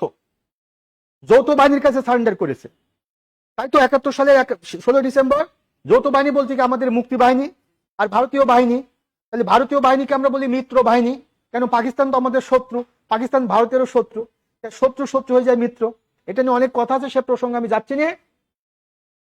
এই কারণে 71 সালের যুদ্ধটাকে, এটা পাক ভারত যুদ্ধ বা সেটা কাশ্মীরকে কেন্দ্র করে না, এটা বাংলাদেশের মুক্তিযুদ্ধকে কেন্দ্র করে। আর 1984 সালে পাকিস্তান এবং ভারতের মধ্যে একটা সংঘর্ষ হয়েছে। ট্র্যাডিশনাল ওয়ার না, যুদ্ধ না, এটাকে কি বলা হয়? সংঘর্ষ। সিয়াচেন হিমবাহকে কেন্দ্র করে সংঘর্ষ হয়েছে। কাজে তোমরা যারা 4 বার যুদ্ধের কথা বলছো, তোমরা ভুল জানো। তোমরা 3 বার যুদ্ধের কথা মনে রাখবা, 47, 65, 99। না, এটা আসলে 3 বার হবে, 4 বার কখনো দিবা না। আসতে পারে এভাবে। এবার দেখো এখান থেকে তোমাদের কি কি প্রশ্ন হতে পারে। এবার দেখো, প্রত্যেকে একটু মনোযোগ সহকারে শুনবা। নাম্বার 1 প্রশ্ন হতে পারে, গোলাপ সিং অবিভক্ত ভারতের কোন রাজ্যের রাজা ছিলেন? কাশ্মীর। হরি সিং কোন রাজ্যের রাজা ছিলেন? কাশ্মীর রাজ্যের সর্বপ্রথম রাজাকে? গোলাপ সিং। সর্বশেষ রাজাকে? হরি সিং। কাশ্মীরকে কেন্দ্র করে কোন 3টি দেশের মধ্যে বিরোধ আছে? ক, খ, গ, ঘ, ওই অপশনে থাকবে। তাহলে ভারত, পাকিস্তান, চীন। কাশ্মীরকে কেন্দ্র করে পাকিস্তানের সাথে আর কোন দেশের বিরোধ আছে? ভারতের। কাশ্মীরকে কেন্দ্র করে ভারতের সাথে আর কোন দেশের বিরোধ আছে? পাকিস্তানের। অথবা না থাকলে সেটা চীন। প্রশ্ন বুঝতে পারছো কিনা? ভৌগোলিকভাবে বা সৌন্দর্যের কারণে কাশ্মীরকে কি বলা হয়? ভূস্বর্গ। পৃথিবীর ভূস্বর্গ না, ভূ মানে তো পৃথিবীর স্বর্গ বা ভূস্বর্গ। এবার কাশ্মীরকে কেন্দ্র করে পাক ভারত যুদ্ধ হয়েছে কোন কোন সালে? অপশন ক 47, খ খ 65, গ 99, তাহলে ঘতে কি পাবা? উপরে সবগুলোই কি, উপরের সবগুলোই। এবার মনে রাখবা যে পাক ভারত যুদ্ধ হয়েছে 1962 সালে, সরি পাক ভারত না, ভারত চীন যুদ্ধ হয়েছে 45তম বিসিএস আসছে, একটু লিখে রাখো। সেটা হচ্ছে যে বিশেষ দ্রষ্টব্য দিয়ে লেখো, ভারত চীন যুদ্ধ হয়েছে 1962 সালে। 84 সালের কথাটি আবার একটু বলেন স্যার। হ্যাঁ, সিয়াচেন হিমবাহ, 84 সালে সিয়াচেন হিমবাহ, এটাকে কেন্দ্র করে দুটি দেশের মধ্যে একটা সংঘর্ষ হয়েছে। তাহলে ভারত এবং চীনের মধ্যে যুদ্ধ হয়েছে কত সালে? 1962 সালে।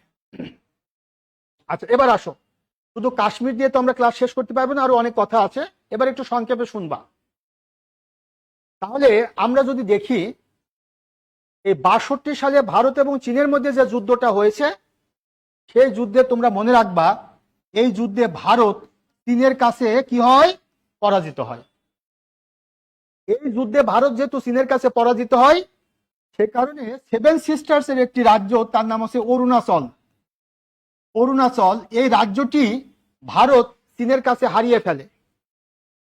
একই সাথে ভারত শাসিত যে কাশ্মীর, জম্মু কাশ্মীর এবং লাদাখ, এই লাদাখের একটা অংশ চীন দখল করে নেয় 62 সালের যুদ্ধে, ওইটা এখন পর্যন্ত চীনের দখলে আছে।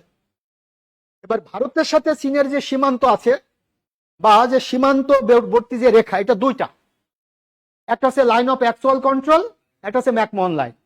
ওই ম্যাকমোহন লাইন যেটা অরুণাচল ওই সীমান্তে, আর লাইন অফ অ্যাকচুয়াল কন্ট্রোল যেটা, সেটা হচ্ছে কাশ্মীর সীমান্তে।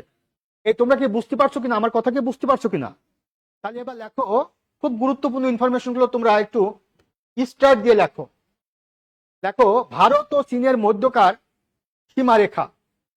তোমরা যারা অনলাইনে ক্লাস করছো, প্লিজ একটু রেসপন্স করো ক্লিয়ারলি, তোমরা বুঝতে পারছো কিনা। হ্যাঁ, তোমাদের কিন্তু আরেকটি কথা, আমরা এখন ফেব্রুয়ারি মাসে অবস্থান করছি। এই ফেব্রুয়ারি মাস হচ্ছে আমাদের 21 তারিখ। কি দিবস বলো তো দেখি, কে পারবা? দেখি তোমাদের কমেন্ট একটু দেখি। ফেব্রুয়ারি মাসের 21 তারিখ আমাদের কি দিবস?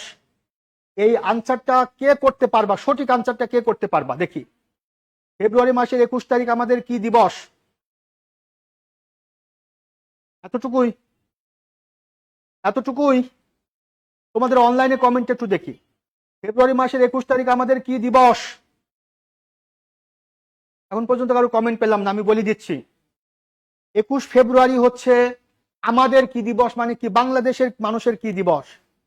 তাহলে আন্তর্জাতিক মাতৃভাষা দিবস তো পরে, তার আগে এটাকে আমরা কি দিবস হিসাবে পালন করতাম? মহান শহীদ দিবস। আর আমরা ইউনেস্কো এর মেম্বার হওয়ার কারণে, ইউনেস্কো যেহেতু প্রতি বছর দিনটি ইন্টারন্যাশনাল মাদার্স ল্যাঙ্গুয়েজ ডে হিসেবে পালন করছে, তা আমাদেরকে ইউনেস্কোর মতো করে পালন করতে হচ্ছে। তাহলে আমরা দুটো দিবস পালন করি, মানে দুটো নামে পালন করি দিবসটি, মহান শহীদ দিবস ও আন্তর্জাতিক মাতৃভাষা দিবস। এটা তোমাদের ভাই বা বোর্ডেও কিন্তু প্রশ্নটি করবে। তাহলে আমরা একটু ভালো করে শুনে নিব। যদি তোমাদের প্রশ্নটি করা হয় 21 ফেব্রুয়ারি আমাদের কি দিবস? মহান শহীদ দিবস ও আন্তর্জাতিক মাতৃভাষা দিবস। 21 ফেব্রুয়ারি প্রতি বছর আন্তর্জাতিকভাবে, বৈশ্বিকভাবে কি দিবস হিসাবে পালন করা হয়? আন্তর্জাতিক মাতৃভাষা দিবস হিসেবে, মহান শহীদ দিবস হিসেবে না। তাই আমার যে প্রশ্নটি তোমাদেরকে বলছিলাম, এই মহান শহীদ দিবস এবং 21 ফেব্রুয়ারি উপলক্ষে জব মেডিসিনের পক্ষ থেকে একটা অফার দেওয়া হচ্ছে, তোমরা চাইলে অফারটা গ্রহণ করতে পারো। যেখানে আমি ছিলাম, তাহলে কি ছিলাম কথাটা? ভারত ও চীনের মধ্যকার সীমারেখা হলো, হলোর পর একটা ড্যাশ দাও, দিছো। 1 নম্বর লেখো ম্যাকমোহন লাইন। McMahon line. 2 নম্বর কি লিখবা? লাইন অফ কি? Actual control. এই লাইন অফ অ্যাকচুয়াল কন্ট্রোল, সংক্ষেপে এটাকে বলা হয় LAC। এটাকে যদি আমরা সংক্ষেপে LAC বলি, এটাকে যদি ইলাবোরেটলি লিখি, তাহলে কি হবে? লাইন অফ অ্যাকচুয়াল কি কন্ট্রোল। এটাকে আমি বাংলা উচ্চারণে লিখলাম লাইন অফ অ্যাকচুয়াল কন্ট্রোল। এটা যদি বাংলা অর্থ করি, তাহলে বাংলা অর্থ কি হবে? প্রকৃত নিয়ন্ত্রণ রেখা। কি হবে? প্রত্যেকে একটু কমেন্ট করো, লেখো প্রকৃত নিয়ন্ত্রণ রেখা। প্রকৃত নিয়ন্ত্রণ রেখা। শোনো, অরুণাচল এই অঞ্চলে, না না না না, কাশ্মীর অঞ্চলে। আর অরুণাচল ম্যাকমোহন। এবার তোমরা একটু মনোযোগ সহকারে শুনবা। ভারত ও চীনের মধ্যকার সীমা রেখাটি কি কি? একটা হচ্ছে, আরেকটা কি সংক্ষেপে এলএসি। 2 নম্বর হচ্ছে ইলাবোরেশন কি? Line of actual control. Bangla line of actual control অর্থ কি? প্রকৃত নিয়ন্ত্রণ রেখা। প্রকৃত নিয়ন্ত্রণ রেখা। পরের প্যারে লেখো, ভারত ও পাকিস্তানের মধ্যকার সীমা রেখা হলো, ভারত ও পাকিস্তানের মধ্যকার সীমা রেখা হলো, হ্যাঁ, 1 নম্বরটা কি বলতো? Radcliffe line. কি? Radcliffe line. আর আরেকটা হচ্ছে এলওসি। এলওসির ইলাবোরেশন কি? Line of control. বাংলাটা কি? নিয়ন্ত্রণ কি রেখা। তোমরা মাথায় রাখবা, একটা হচ্ছে নিয়ন্ত্রণ রেখা, আরেকটা হচ্ছে প্রকৃত নিয়ন্ত্রণ রেখা। একটা হচ্ছে নিয়ন্ত্রণ রেখা এবং আরেকটা হচ্ছে প্রকৃত নিয়ন্ত্রণ রেখা। নিয়ন্ত্রণ রেখা, আরেকটা হচ্ছে প্রকৃত নিয়ন্ত্রণ রেখা। প্রত্যেকটা মনোযোগ সহকারে শুনবা। এবার আসো কাশ্মীর নিয়ে তোমাদের আরো 2টি তথ্য আমি দিয়ে দিই। এত তথ্য আছে কাশ্মীর নিয়ে, তোমাদেরকে যদি শুধু কাশ্মীর নিয়ে পড়ানো যায় তাহলে অনেক তথ্য রয়েছে এবং এখান থেকে বিশেষ পরীক্ষা প্রশ্ন আসছে। পরের প্যারে লেখো, দেখো কাশ্মীরকে কেন্দ্র করে, লেখো পরের প্যারে লেখো, কাশ্মীরকে কেন্দ্র করে, কাশ্মীরকে কেন্দ্র করে সংঘটিত। তোমরা যারা অনলাইনে ক্লাস করছো, তোমরা ক্লাসের কথাগুলো লিখতে পারছো কিনা? হ্যাঁ, একটু কমেন্ট করে আমাকে জানাও তোমরা কথাগুলো লিখতে পারছো কিনা। কাশ্মীরকে কেন্দ্র করে সংগঠিত 1965 সালের পাক ভারত যুদ্ধের প্রেক্ষিতে, 1965 সালের পাক ভারত যুদ্ধের প্রেক্ষিতে, যুদ্ধের প্রেক্ষিতে, পাক ভারত যুদ্ধের প্রেক্ষিতে, ঠিক আছে শিয়া, ঠিক আছে শিখা, পাক ভারত যুদ্ধের প্রেক্ষিতে পাকিস্তান ও ভারতের মধ্যে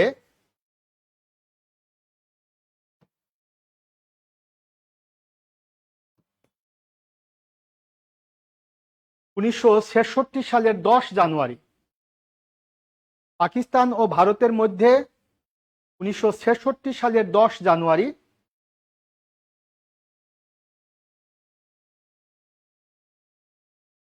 1966 সালের 10 জানুয়ারি তাশখন্দ চুক্তি, 63 সালের 10 জানুয়ারি তাশখন্দ চুক্তি স্বাক্ষরিত হয়। তাশখন্দ চুক্তি স্বাক্ষরিত হয়। হ্যাঁ, না আমি ঠিকই বলছি। প্রিয়াঙ্কা তুমি একটু স্পিডি হও।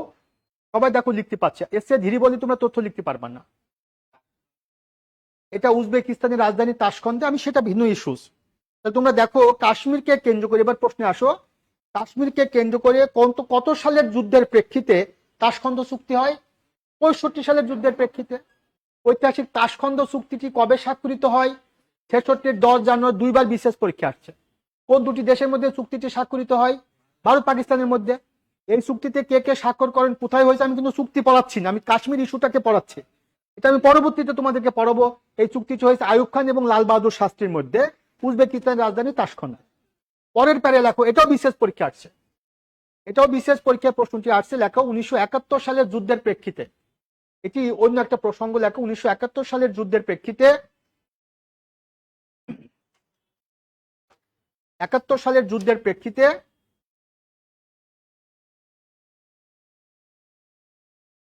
ভারত ও পাকিস্তানের মধ্যে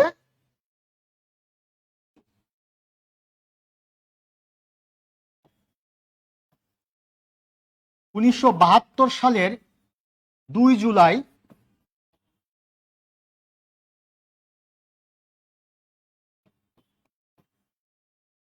ঐতিহাসিক কোন চুক্তি? সিমলা চুক্তি স্বাক্ষরিত হয়।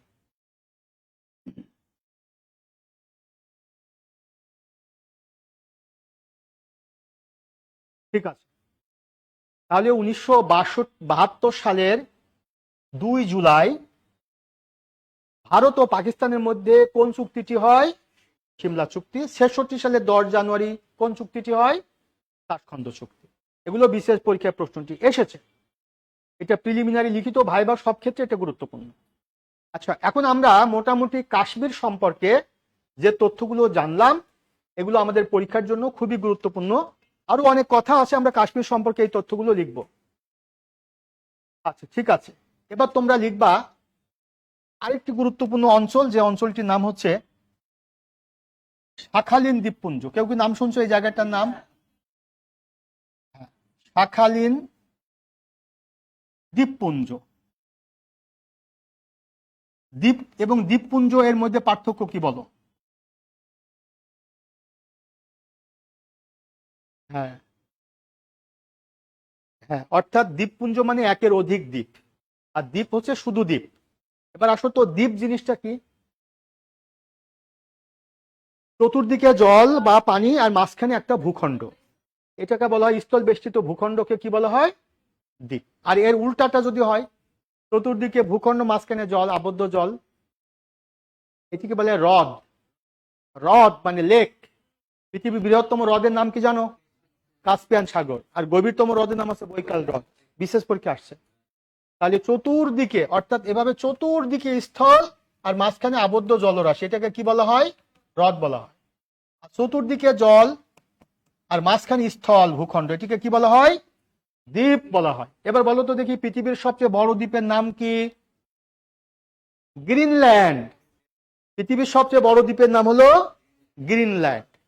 2 নম্বর তথ্য, এই যে গ্রিনল্যান্ড দ্বীপটি কোন মহাদেশে অবস্থিত? উত্তর আমেরিকা মহাদেশে।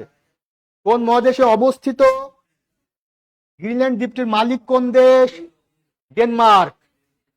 আমি কোন মহাদেশ বলিনি, কোন দেশ মালিক? ডেনমার্ক। কোন মহাদেশের দেশ? ইউরোপ। তাহলে বৃহত্তম দ্বীপটি কোন মহাদেশে অবস্থিত? এটা উত্তর আমেরিকা। কিন্তু কোন মহাদেশটি এটি নিয়ন্ত্রণ করে? ইউরোপ মহাদেশ। আর কোন দেশটি? সেটা ডেনমার্ক। তাহলে পৃথিবীর বৃহত্তম দ্বীপের নাম কি? গ্রিনল্যান্ড। পৃথিবীর বৃহত্তম দ্বীপ গ্রিনল্যান্ড, এর পরে দ্বিতীয় বৃহত্তম দ্বীপ রাষ্ট্র কোনটি জানো? অস্ট্রেলিয়া। অস্ট্রেলিয়া কিন্তু দ্বীপ রাষ্ট্র, অস্ট্রেলিয়া কিন্তু দ্বীপ না। আগে বুঝো কথাটা, প্রত্যেকে অনলাইনে যারা ক্লাস করছো, you have to be concentrated to receive my class. পৃথিবীর বৃহত্তম দ্বীপ রাষ্ট্র অস্ট্রেলিয়া, পৃথিবীর বৃহত্তম দ্বীপ গ্রিনল্যান্ড। গ্রিনল্যান্ড তো দেশ না, রাষ্ট্র না, শুধু একটা দ্বীপ। বুঝছো কিনা কথাটা? হ্যাঁ, তো পৃথিবীর বৃহত্তম, একটু চা দাও, পৃথিবীর বৃহত্তম দ্বীপ রাষ্ট্র অস্ট্রেলিয়া, আর দ্বিতীয় বৃহত্তম দ্বীপ অস্ট্রেলিয়া, আর বৃহত্তম দ্বীপ গ্রিনল্যান্ড। এবার বলো তো, পৃথিবীর বৃহত্তম বদ্বীপ কোনটি? বাংলাদেশ। বাংলাদেশের বৃহত্তম দ্বীপ কোনটি? ভোলা। আর বাংলাদেশের একমাত্র পাহাড়ি দ্বীপ কোনটি? মহেশখালী। আর বাংলাদেশের একমাত্র প্রবাল দ্বীপ সেন্ট মার্টিন। আর পৃথিবীর বৃহত্তম প্রবাল প্রাচীর বা প্রবাল দ্বীপ, তুমি যেটা বারবার করে বলছিলে, গ্রেট ব্যারিয়ার রিফ, এটা প্রশান্ত মহাসাগরের অস্ট্রেলীয় উপকূলে অবস্থিত। সবগুলো অলমোস্ট বিশেষ পরীক্ষার প্রশ্ন। হ্যাঁ, তোমরা যারা অনলাইনে ক্লাস করছো, তোমরা কথাগুলো শুনবা, পরে লিখবা, সব তো লেখানো সম্ভব না। কিসে? আমি নেবো ইনশাল্লাহ, তোমাদের ক্লাস নিব। আচ্ছা, এবার শাখালিন দ্বীপপুঞ্জ দিয়ে লেখো প্রশান্ত মহাসাগরের। আমি যেভাবে বলছি সেভাবে লিখো, আমি যেভাবে বলছি সেভাবে লিখবো। তোমাদের মতো লিখলে তো হবে না, আমি যেভাবে বলছি সেভাবে লিখো। প্রশান্ত মহাসাগরের জাপান সাগরে অবস্থিত। প্রশান্ত মহাসাগরের জাপান সাগরে অবস্থিত। বাংলাদেশের বৃহত্তম বদ্বীপ কোনটি বলো? সুন্দরবন। সুন্দরবন। পৃথিবীর বৃহত্তম বদ্বীপ বাংলাদেশ, আর বাংলাদেশের বৃহত্তম বদ্বীপ হচ্ছে সুন্দরবন। আর বাংলাদেশের বৃহত্তম দ্বীপ হলো ভোলা। হ্যাঁ, আর একমাত্র পাহাড়ি দ্বীপ কোনটি? মহেশখালী। আর একমাত্র প্রবাল দ্বীপ নাম কি অপর? নারকেল জিঞ্জিরা, নাকি? আচ্ছা, অনেক তথ্য আছে। এবার যেটি লিখবা সেটি হলো প্রশান্ত মহাসাগরের জাপান সাগরে অবস্থিত। লিখছো? প্রশান্ত মহাসাগরের জাপান সাগরে অবস্থিত। এবার লেখো, দ্বিতীয় বিশ্বযুদ্ধের পূর্বে মালিক ছিল। দ্বিতীয় বিশ্বযুদ্ধের পূর্বে মালিক ছিল। মালিক ছিল বলতে কার মালিক ছিল? এই শাখালিন দ্বীপপুঞ্জের, আমরা তো এত কথা বেশি ডিটেল লিখতে পারবো না। দ্বিতীয় বিশ্বযুদ্ধের পূর্বে শাখালিন দ্বীপপুঞ্জের মালিক ছিল রাশিয়া, সরি জাপান। দ্বিতীয় বিশ্বযুদ্ধের পূর্বে মালিক ছিল জাপান, বর্তমান মালিক রাশিয়া। বর্তমান মালিক রাশিয়া। তাহলে বলো, শাখালিন দ্বীপপুঞ্জ বর্তমানে কোন দেশের নিয়ন্ত্রণে? Very good. দ্বিতীয় বিশ্বযুদ্ধের পূর্বে কার নিয়ন্ত্রণে? তাহলে শাখালিন দ্বীপপুঞ্জ নিয়ে কোন দুটি দেশের মধ্যে বিরোধ রয়েছে? Russia Japan. এবার রাশিয়ার সাথে যদি আমেরিকার শত্রুতা থাকে আর জাপানের সাথে যদি রাশিয়ার শত্রুতা থাকে, তাহলে বুঝতে পারছো রাশিয়া, আমেরিকা এবং জাপান দুজনেই কমন শত্রু। তাই আমেরিকা এবং জাপান একে অপরের মিত্র। কি বুঝছো কিনা কথাটা?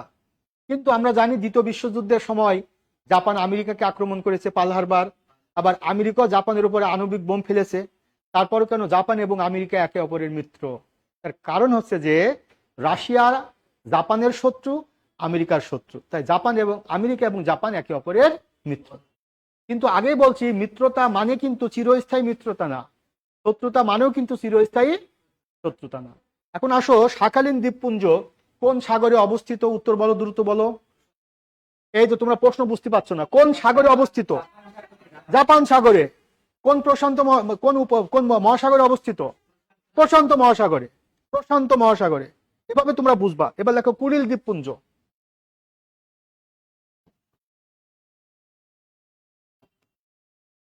কুরিল দ্বীপপুঞ্জ।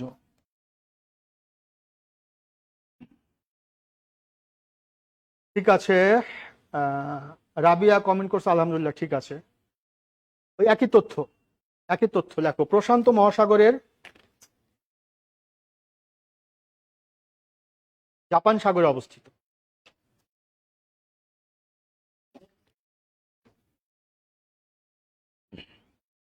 দ্বিতীয় বিশ্বযুদ্ধের পূর্বে মালিক ছিল জাপান।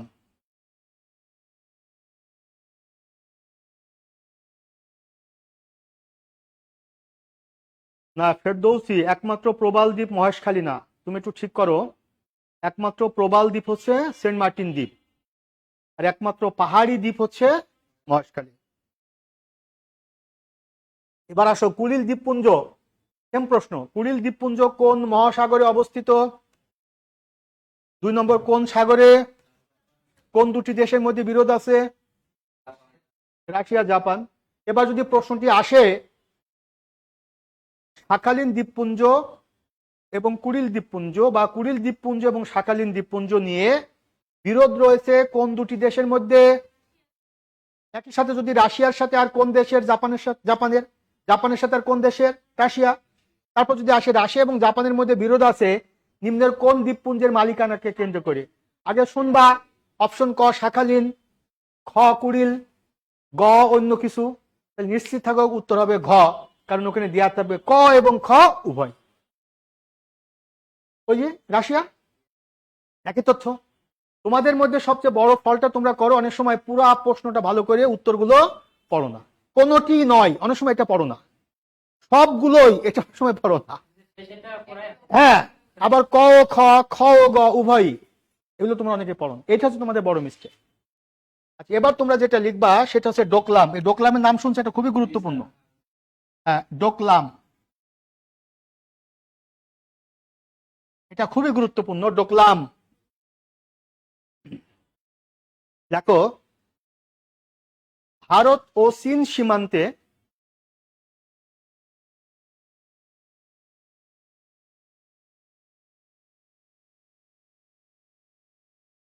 হ্যাঁ, প্রথমটা দেখে ভরাট করে দিয়ে আসো। ভারত ও চীন সীমান্তে ভুটানে অবস্থিত। কথাটা ভালো করে বুঝো। ভারত ও চীন সীমান্তে কোন দেশে? ভুটানে অবস্থিত একটি উপত্যকা। উপত্যকা ভারত ও চীন সীমান্তে ভুটানে অবস্থিত একটি উপত্যকা, অবলিক দিলে মালভূমি। মালভূমি, এই মালভূমি পৃথিবীর সবচেয়ে উঁচু মালভূমির নাম কি জানো? পামির মালভূমি। এটা সে মানে সমতল ভূমি অপেক্ষা উঁচু এবং বিস্তীর্ণ ভূমিকে বলা হয় মালভূমি। সমতল ভূমি অপেক্ষা উঁচু এবং বিস্তীর্ণ, এটাকে কি বলা হয়? মালভূমি। এটা এটা এশিয়া মহাদেশের বিস্তীর্ণ অঞ্চলে। এই মালভূমির মধ্যে তোমার সবচেয়ে উঁচু মালভূমি হচ্ছে পামির। এই পামিরকে বলা হয় পৃথিবীর ছাদ, এটা বিশেষ আসছে। আর উপত্যকা হচ্ছে দুই পাহাড় বা দুই পর্বতের মধ্যে অবস্থিত বিস্তীর্ণ অঞ্চলকে বলা হয় উপত্যকা বা ভ্যালি। ডোকলাম এটি কোন দেশে অবস্থিত বলো? শরীফুল ইসলাম স্যার এগুলো কোথা থেকে আহরণ করেছেন এত তথ্য? শরীফ, 1996 সালে যখন আমি ম্যাট্রিক পাস করি তখন থেকে আমার হাতে বিসিএস এর বই। তোমাদের অনেক প্রার্থীর কিন্তু ডেট অফ বার্থ মনে সেই সময় না। 93 সাল থেকে আমার হাতে বিসিএস এর বই, আমি 6 বার বিসিএস পরীক্ষা দিয়েছি। হ্যাঁ, যাকে এটা ভিন্ন কথা। তাহলে লেখো যে ভুটানে অবস্থিত, ভারত চীন সীমান্তে অবস্থিত কি এটি একটি মালভূমি। এবার বলো তো দেখি, একটু আগে যে একটা মুরগি এঁকেছিলাম মনে আছে? এই যে মুরগিটা, এই মুরগির এই জায়গায় যদি ভুটান হয়, আর এটা যদি সিকেন্স নে করিডোর হয়, আর এখানে যদি কোনো দেশ, বিশেষ করে চীন যদি কোনো সামরিক ঘাঁটি স্থাপন করে, আর সেটা যদি ভুটান চীনকে করতে দেয়, নিশ্চয় ভুটানের সাথে ইন্ডিয়ার একটা দ্বন্দ্ব থাকবে। আর চীন সেটাই চাইবে যে ভুটানের এই জায়গায় একটা সামরিক ঘাঁটি স্থাপন করে পরবর্তীতে এখানে যদি ব্যারিকেড তৈরি করে দেওয়া যায়, আর 7 সিস্টার্সকে যদি উস্কে দেওয়া যায়, তাহলে এরা যদি স্বাধীনতার ঘোষণা দেয়, তাহলে সেটি দমন করবার জন্য চাইনিজ আর্মি বা চাইনিজ মিলিটারি ফোর্স তারা কিন্তু এদিকে যেতে পারবে না, তখন এই অঞ্চলটা স্বাধীন হয়ে যাবে। সেই কারণে বিকল্প রাস্তা হিসেবে বাংলাদেশের মধ্য দিয়ে এতদিন ইন্ডিয়া আগের সরকারের আমলে কিছু সুবিধা নেওয়ার চেষ্টা করেছিল। এখন কি বুঝতে পারছো কোথাকার ওয়াটার কোথায় চলে যাচ্ছে? এইবার এইবার যেহেতু আমরা সেই সুযোগটা ইন্ডিয়াকে দিচ্ছি না, এই জন্য ইন্ডিয়ার বিভিন্ন আমাদের বিরুদ্ধে বিভিন্ন রকম উস্কানিমূলক কর্মকাণ্ড ঘটতেছে। এই হচ্ছে ঘটনাটি। আচ্ছা, তাহলে আমরা যে এখন আমরা সেদিকে যাচ্ছি না বাবা, দাদা চিন্তা না নাতি করুক, যে আমাদের চাকরি হলে হলো নাকি। তাহলে প্রশ্নটি হলো যে ডোকলাম এটা কোন দেশে অবস্থিত? ভুটানে। কোন দুটি দেশের সীমান্তে অবস্থিত? ভারত এবং চীন সীমান্তে। ভারত এবং চীন সীমান্তে, ভেরি গুড। এবার লেখো পানমুনজাং, এটা বিসিএস আসছে।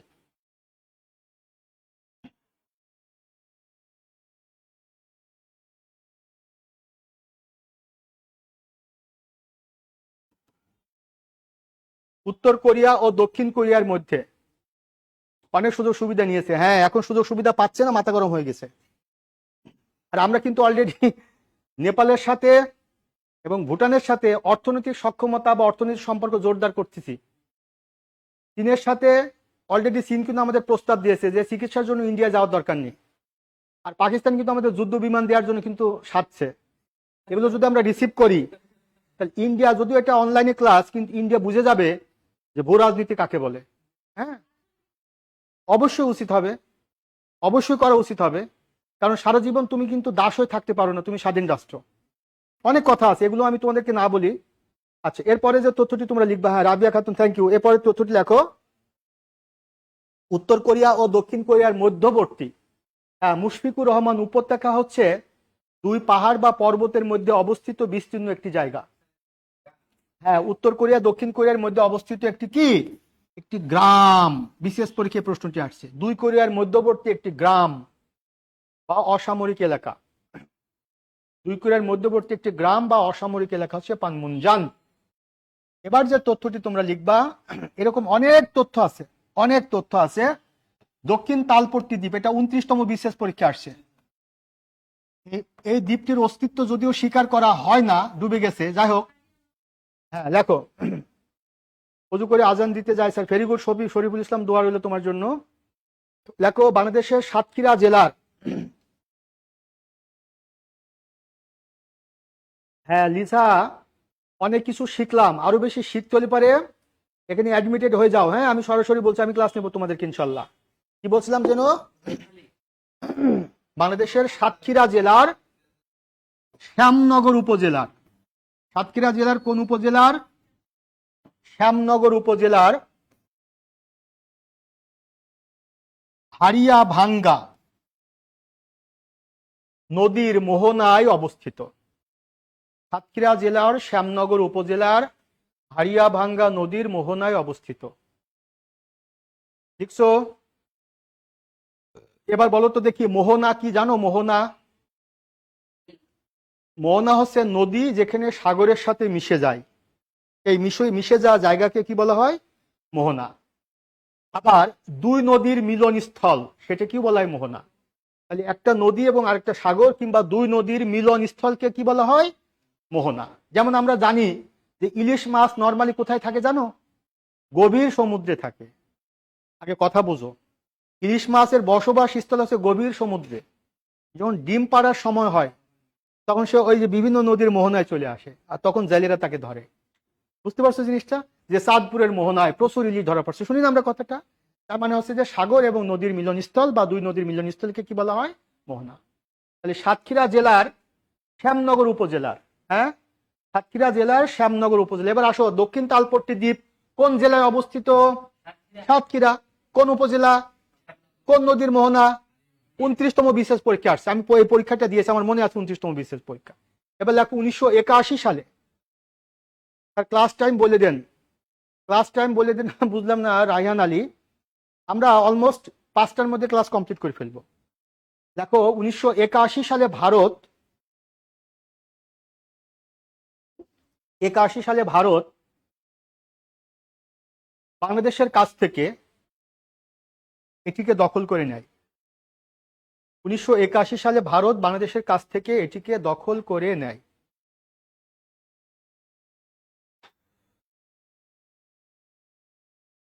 এর পরে লিখবা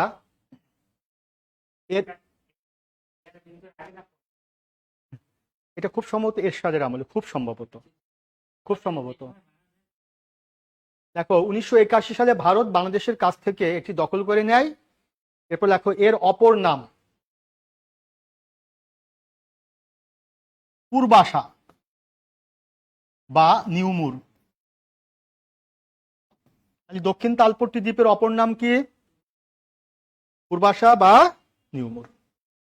নিউমুর লিখে দিয়ে আছে, পূর্বাশা বা নিউমুর। পূর্বাশা বা নিউমুর কার অপর নাম? দক্ষিণ তালপট্টি দ্বীপ। এবার বলো তো, ভারত এবং বাংলাদেশের মধ্যে বিরোধ আছে কোন দ্বীপটির মালিকানা নিয়ে? নিউমুর বা পূর্বাশা বা দক্ষিণ তালপট্টি। এবার তোমরা যেটা গুরুত্বপূর্ণ যেটা তোমরা লিখবা, এটা বিশেষ পরীক্ষা আসছে, সেটা হচ্ছে গুয়ান্তানামো বে। কেউ কি নাম শুনছো? হ্যাঁ, দেখো গুয়ান্তানামো বে। না না, এটার অস্তিত্ব নেই। গুয়ান্তানামো বে দেখো কিউবায় অবস্থিত। কিউবায় অবস্থিত একটি দ্বীপ।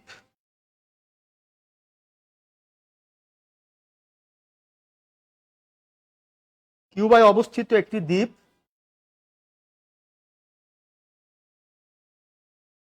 দেখছো? এখানে যুক্তরাষ্ট্রের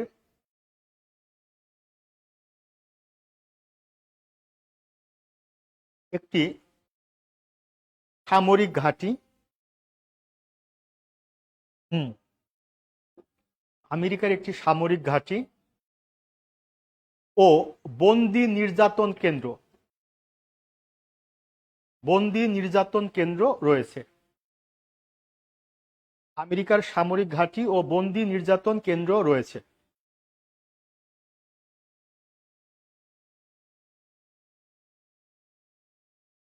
মোট কথা তোমাকে আমি ব্যাপারটা ক্লিয়ার করি। অনেকেই মনে করে যে গুয়ান্তানামো বে এটা মনে হয় একটি বন্দিশালা, বা মনে হয় এটি একটা জেলখানা, বা মনে হয় এটি একটি কারাগার। ব্যাপারটা কিন্তু তা না। মূলত গুয়ান্তানামো বে হচ্ছে একটা দ্বীপের নাম। বুঝতে পারছো? এখন এই দ্বীপে যদি কোনো একটা কারাগার বা জেলখানা বা বন্দিশালা স্থাপন করা হয়, তার নামটা কি হবে? গুয়ান্তানামো বে কারাগার। কথাটা বুঝতে পারছো? মূলত এটি একটা দ্বীপের নাম। হ্যাঁ, এখন এটি বিলুপ্ত বলতে এটা স্থগিত আছে, আবার ট্রাম্প এটাকে চালু করতে চাচ্ছে। আজান দিচ্ছে, একটু চুপ থাকা দরকার। আমরা একটু 2 মিনিট চুপ থাকি। তোমরা যারা অনলাইনে ক্লাস করছো একটু চুপ থাকি, আমরা 1 মিনিট চুপ থাকি।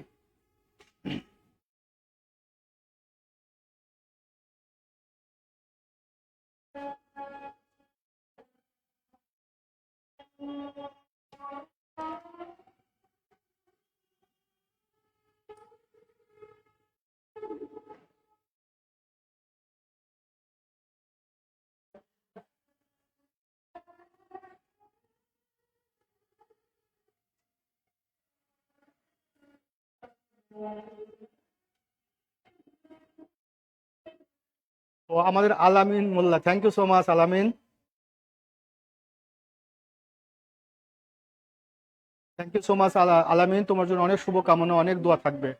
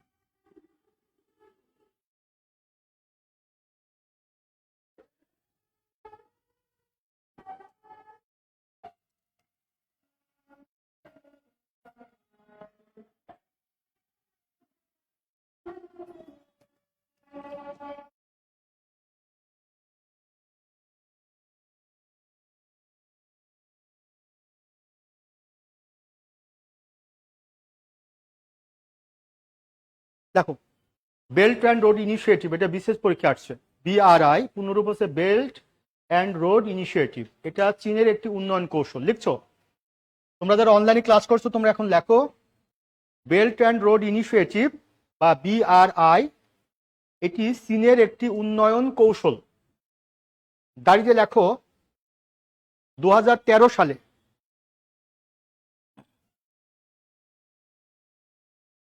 2013 আন্ডারলাইন করো, 2013 সালে চীনের প্রেসিডেন্ট শি জিনপিং, 2013 সালে চীনের প্রেসিডেন্ট শি জিনপিং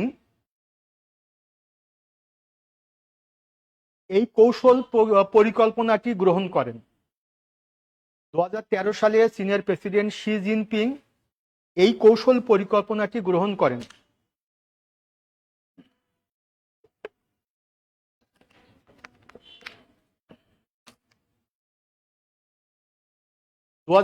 সালে চীনের প্রেসিডেন্ট শি জিনপিং এই কৌশল পরিকল্পনাটি গ্রহণ করেন। লিখবা এই পরিকল্পনাটির উদ্দেশ্য হলো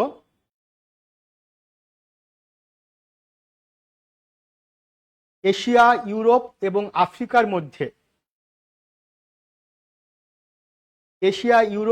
আফ্রিকার মধ্যে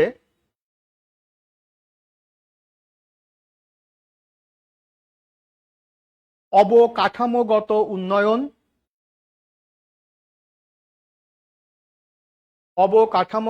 উন্নয়ন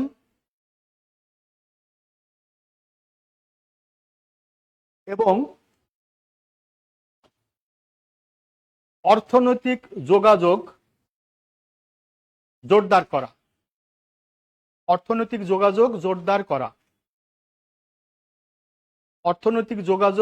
জোরদার করা।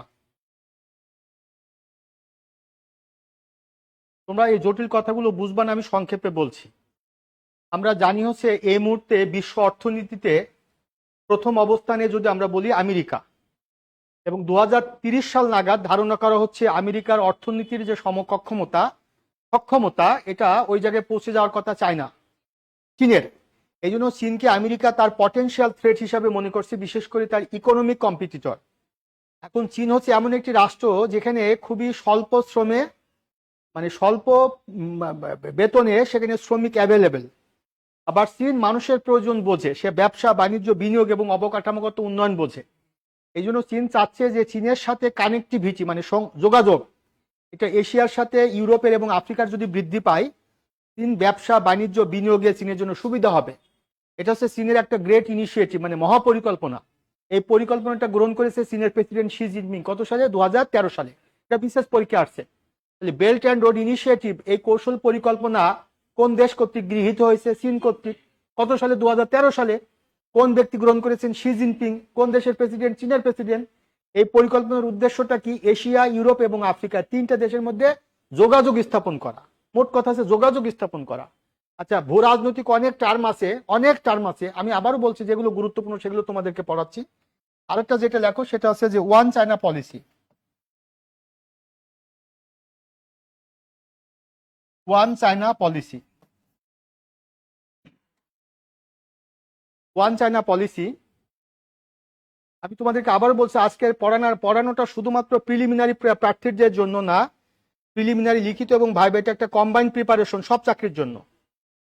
দেখো, ওয়ান চায়না পলিসি বা এক চীন নীতি হলো, দেখো ওয়ান চায়না পলিসি বা এক চীন নীতি হলো পৃথিবীতে চীন বলে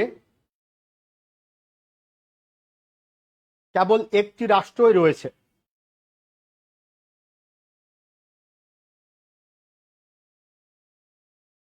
এবং তাইওয়ান চীনের একটি অংশ, এবং তাইওয়ান চীনের একটি অংশ।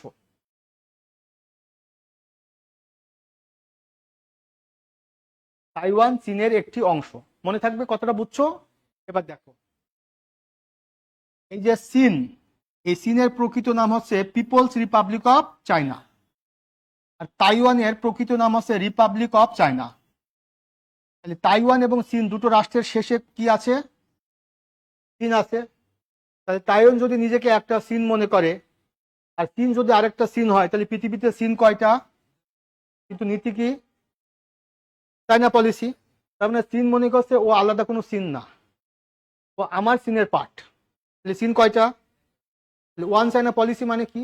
এটা তো অ্যানালাইটিক্যাল ভাবে তোমাকে বোঝাচ্ছে। ওয়ান চায়না পলিসির নাম কি, মানে বিষয়বস্তু কি? একটাই চীন, সেটা হচ্ছে এই মূল চীন, আর তাইওয়ান চীনের একটা অংশ। তাইওয়ান আলাদা রাষ্ট্র না।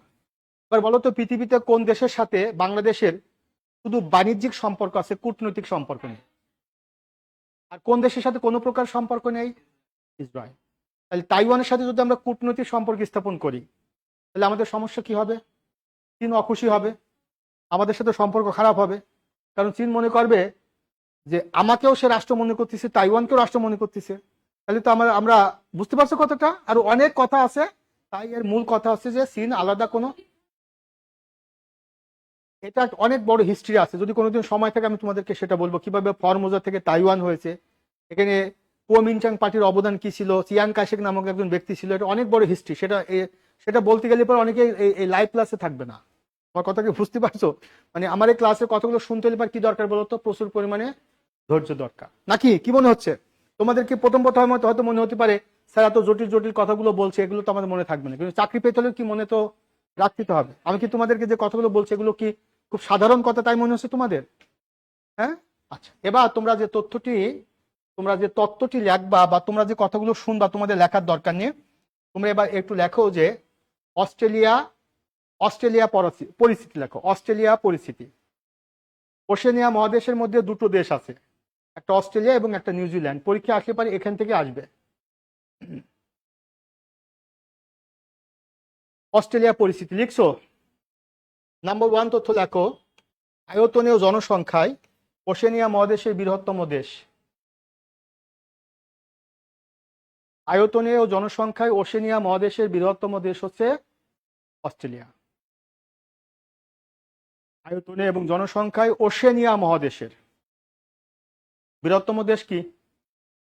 অস্ট্রেলিয়া। লিখছো? পরের তথ্যটি লেখো। তাইওয়ান সম্পর্কে জানবা ইনশাল্লাহ, পরে জানবা। ও রাবিয়া, এটা অনেক বড় আলোচনা, আগামীতে বলবে ইনশাল্লাহ।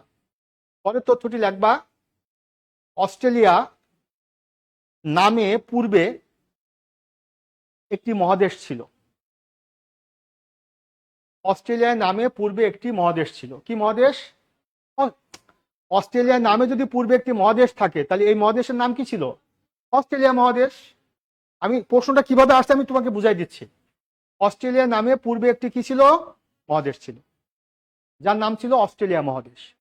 দেখো, যার নাম ছিল অস্ট্রেলিয়া মহাদেশ, এখান থেকে বিশেষ পরীক্ষা প্রশ্নটি আসছে। যার নাম ছিল অস্ট্রেলিয়া মহাদেশ।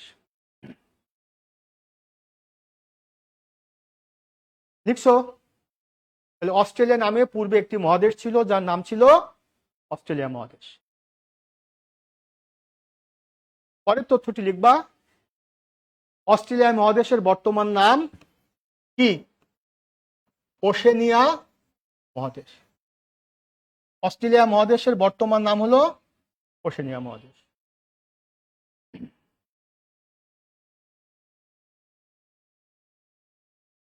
এরপরে তথ্যটি লিখবা।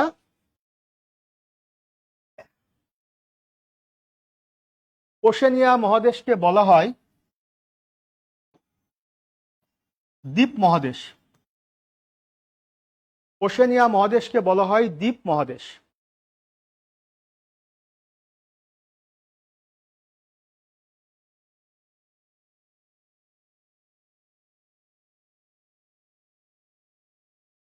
এবার লিখবা আয়তনে বিশ্বের সবচেয়ে ছোট মহাদেশ অস্ট্রেলিয়া অবলিক ওশেনিয়া মহাদেশ। আয়তনে বিশ্বের সবচেয়ে, এটা সম্ভবত 45তম বিশেষ পরীক্ষা আসছে, সম্ভবত 45 বা 46। আয়তনে বিশ্বের সবচেয়ে ছোট মহাদেশ কোনটি? ওশেনিয়া বা অস্ট্রেলিয়া মহাদেশ। আয়তনে বিশ্বের সবচেয়ে ছোট মহাদেশ ওশেনিয়া বা অস্ট্রেলিয়া। বলো তো দেখি, আয়তনে বিশ্বের সবচেয়ে বড় মহাদেশ কোনটি? এশিয়া।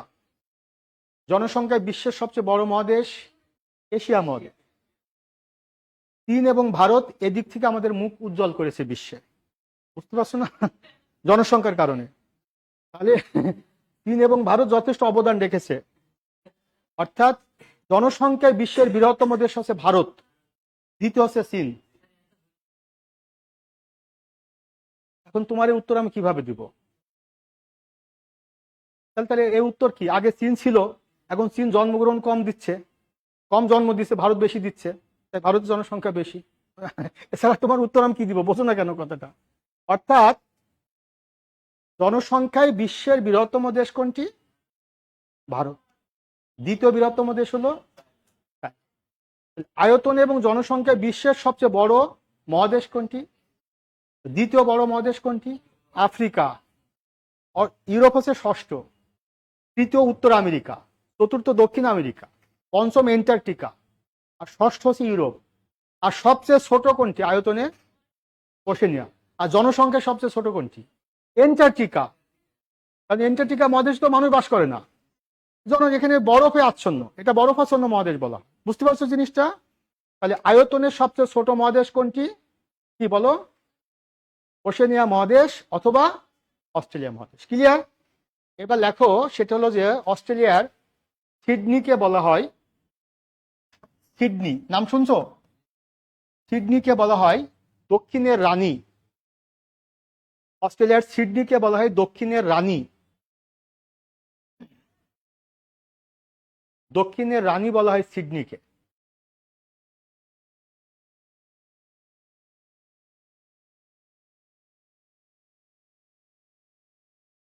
হ্যাঁ, এরপর লেখো নিউজিল্যান্ড। এই যে নিউজিল্যান্ড, নিউজিল্যান্ড নিয়ে প্রথম তথ্য হচ্ছে নিউজিল্যান্ডকে বলা হয় দক্ষিণের গ্রেট ব্রিটেন। নিউজিল্যান্ডকে বলা হয় দক্ষিণের গ্রেট ব্রিটেন।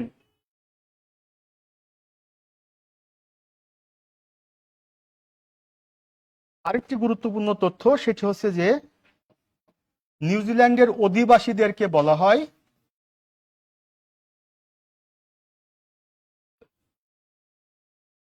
কিউই। কিউই বলছি, মাউরির প্রসঙ্গ আসছে। এই কিউই কিন্তু নিউজিল্যান্ডের একটা পাখির নাম, একটা ফলের নাম। আবার এটাকে কেউ কেউ কিউই বলে থাকে। আর মাউরি হচ্ছে নিউজিল্যান্ডের আদিম অধিবাসী। এটা বিশেষ পরীক্ষা আসছে, তোমরা এই ভুলটা প্রায় করো যে কনফিউজিং, মানে তোমরা হ্যাঁ, মাউরি হচ্ছে নিউজিল্যান্ডের আদিম অধিবাসী, কিউই হচ্ছে নিউজিল্যান্ডের একটা ফলের নাম, একটা পাখির নাম। আবার এদেরকে বলা হয়, যেমন ক্রিকেটে এই টার্মটি ব্যবহার করা হয় কিউদের সাথে, বলে না কথাটা? তাহলে এই মাউরি হচ্ছে নিউজিল্যান্ডের আদিম অধিবাসী। আচ্ছা, এবার একটু তোমরা শুনবা, সব লেখার দরকার নেই। ওশেনিয়া মহাদেশের মধ্যে একটা অঞ্চল আছে মাইক্রোনেশিয়া অঞ্চল, একটা অঞ্চল আছে মেলানেশিয়া অঞ্চল, একটা অঞ্চল আছে পলিনেশিয়া অঞ্চল। এখানে যে দেশগুলো আছে এগুলো খুব বেশি গুরুত্বপূর্ণ না, আমি তোমাদের লিখালাম না। আর অস্ট্রেলিয়া এবং নিউজিল্যান্ড এই দুটি হচ্ছে বড় দেশ। এছাড়াও কিছু টার্মিনোলজি আছে, তোমাদেরকে একটু বলে দিচ্ছি। এগুলো তোমাদের লিখিত পরীক্ষার জন্য, তার চেয়ে ভাইবার জন্য ইম্পর্টেন্ট, প্রিলিমিনারির জন্য না। যেমন নর্থ সাউথ গ্যাপ বলে একটা টপিক আছে। তারপরে colonialism, new colonialism, imperialism, new imperialism, new world order, realism, তারপরে লিবারেলিজম, অনেক টপিক আছে। তারপরে ফ্যাসিজম, তারপরে র্যাসিজম, অনেক টপিক আছে। এটা অনেক আপার লেভেলের ডিসকাশন, আজকে আমি এগুলো ডিসকাস করছি না, আবার অন্যদিন ডিসকাস করব। তোমাদের প্রিলিমিনারি উপযোগী এবং লিখিত উপযোগী যে তথ্যগুলো খুব বেশি দরকার বলে আমি মনে করছি, সেগুলো তোমাদেরকে আজকে খাতায় লিখালাম। বাকি কথাগুলো আবার পরবর্তী ক্লাসে বলবো। আদিম অধিবাসীদেরকে বলা হয় মাউরি। নিউজিল্যান্ডের আদিম অধিবাসীদেরকে কি বলা হয়? মাউরি।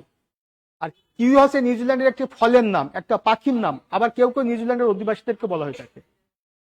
আচ্ছা, এবার আসি, তোমাদেরকে লাস্ট একটা ইনফরমেশন দিয়ে তোমাদেরকে আমি শেষ করে দিচ্ছি। এবার একটু খুব শুনবা, একটু মনোযোগ সহকারে শুনবা। এই যে অধিবাসী, আদিবাসী আর উপজাতি, এই দুটা শব্দ তোমাদেরকে কনফিউজ করে দেয়। ক্ষুদ্র নৃগোষ্ঠী, এটা খুবই সেন্সিটিভ শব্দ এবং এটা বিশেষ ভাইবা বোর্ডে এটা জিজ্ঞাসা করা হয়। উপজাতি মানে হচ্ছে যে বাংলাদেশের, বলতো, বৃহৎ পরিসরে না। যেমন বাংলাদেশের বৃহৎ জাতিসত্তার মানুষ হচ্ছে বাঙালি জাতি, এবং এটি আমাদের মুক্তিযুদ্ধের চেতনাও বটে। যদিও সে প্রসঙ্গে যাচ্ছি না, জুলাই অভ্যুত্থানের পরে, বিপ্লবের পরে তো মুক্তিযুদ্ধের চেতনাটা ফিকে হয়ে গেছে। এখন গারো, চাকমা, মারমা, এদেরকে আমরা বলে থাকি ক্ষুদ্র নৃগোষ্ঠী। আবার কেউ কেউ এদেরকে আমরা উপজাতি পর্যন্ত বলতে পারি।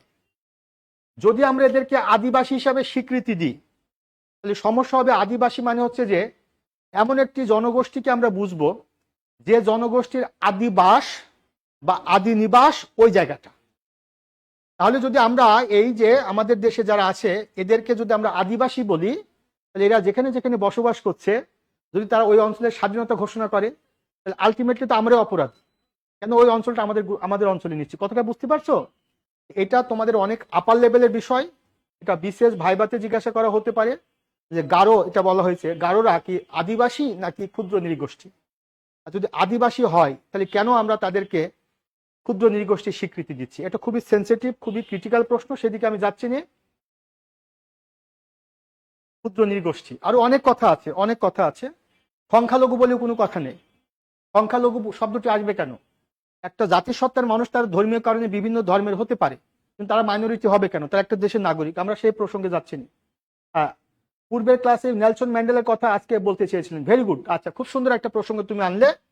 শোনো, নেলসন ম্যান্ডেলা সম্পর্কে তোমাকে যদি আমি বলি, নেলসন ম্যান্ডেলা হচ্ছে যে আফ্রিকা মহাদেশের, বিশেষ করে দক্ষিণ আফ্রিকাতে যারা কৃষ্ণাঙ্গ জনগোষ্ঠী ছিল, তারা তাদের অধিকার থেকে দীর্ঘদিন যাবৎ বঞ্চিত হয়েছিল।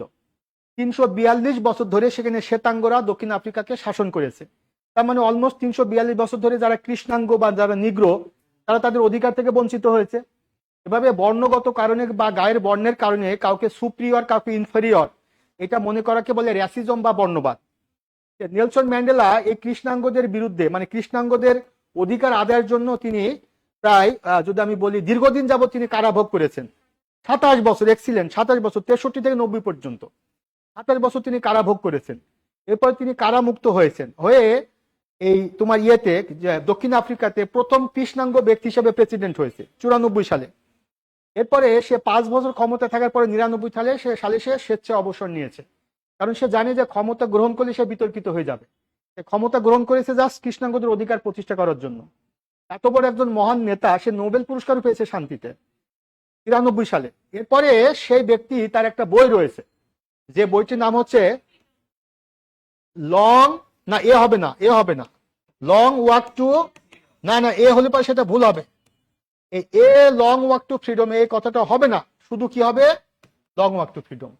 অর্থাৎ এর বাংলা অর্থ দাঁড়াচ্ছে কি, এর বাংলা অর্থ দাঁড়াচ্ছে যে ফ্রিডম মানে মুক্তি এত সহজে অর্জন হবে না, তোমাকে দীর্ঘ পথ, লং ওয়াক মানে দীর্ঘ পথ হাঁটতে হবে। কিন্তু বাংলা ওইভাবে করলে তো হবে না যে দীর্ঘ পথ হাঁটতে হবে, তা কিন্তু বলা হচ্ছে না, তোমাকে দীর্ঘ সংগ্রাম করতে হবে, তারপরে তুমি মুক্তি অর্জন করবে। এটা হচ্ছে নেলসন ম্যান্ডেলার সম্পর্কে সংক্ষিপ্ত তথ্য। ঠিক আছে, তোমাদের আজকের ক্লাসে আজকে এ পর্যন্ত রাখছি। আমার কাছে তো কোনো পিডিএফ নেই, তোমরা আজকে এ পর্যন্ত থাকো। তোমরা যারা অনলাইনে ক্লাস করলে আবার পরবর্তী ক্লাসে দেখো। আমার সব মাথায় পিডিএফ, আমার পিডিএফ সব মাথায়, ওয়ার্ডও মাথায়, পিডিএফও মাথায়। ও আচ্ছা, আমি আমি ওইটা জানি না, আমি আমি আসলে ওইরকম না। ঠিক আছে, তোমাদের জন্য শুভকামনা রইলো যারা ক্লাস করছিলে আজকে। আর যে মেসেজ দিয়েছি সেই মেসেজটা প্রত্যেকে কনভে দাও। দেখা হবে ইনশাল্লাহ পরবর্তী ক্লাসে। ওয়ালাইকুম সালাম। ওয়ালাইকুম সালাম।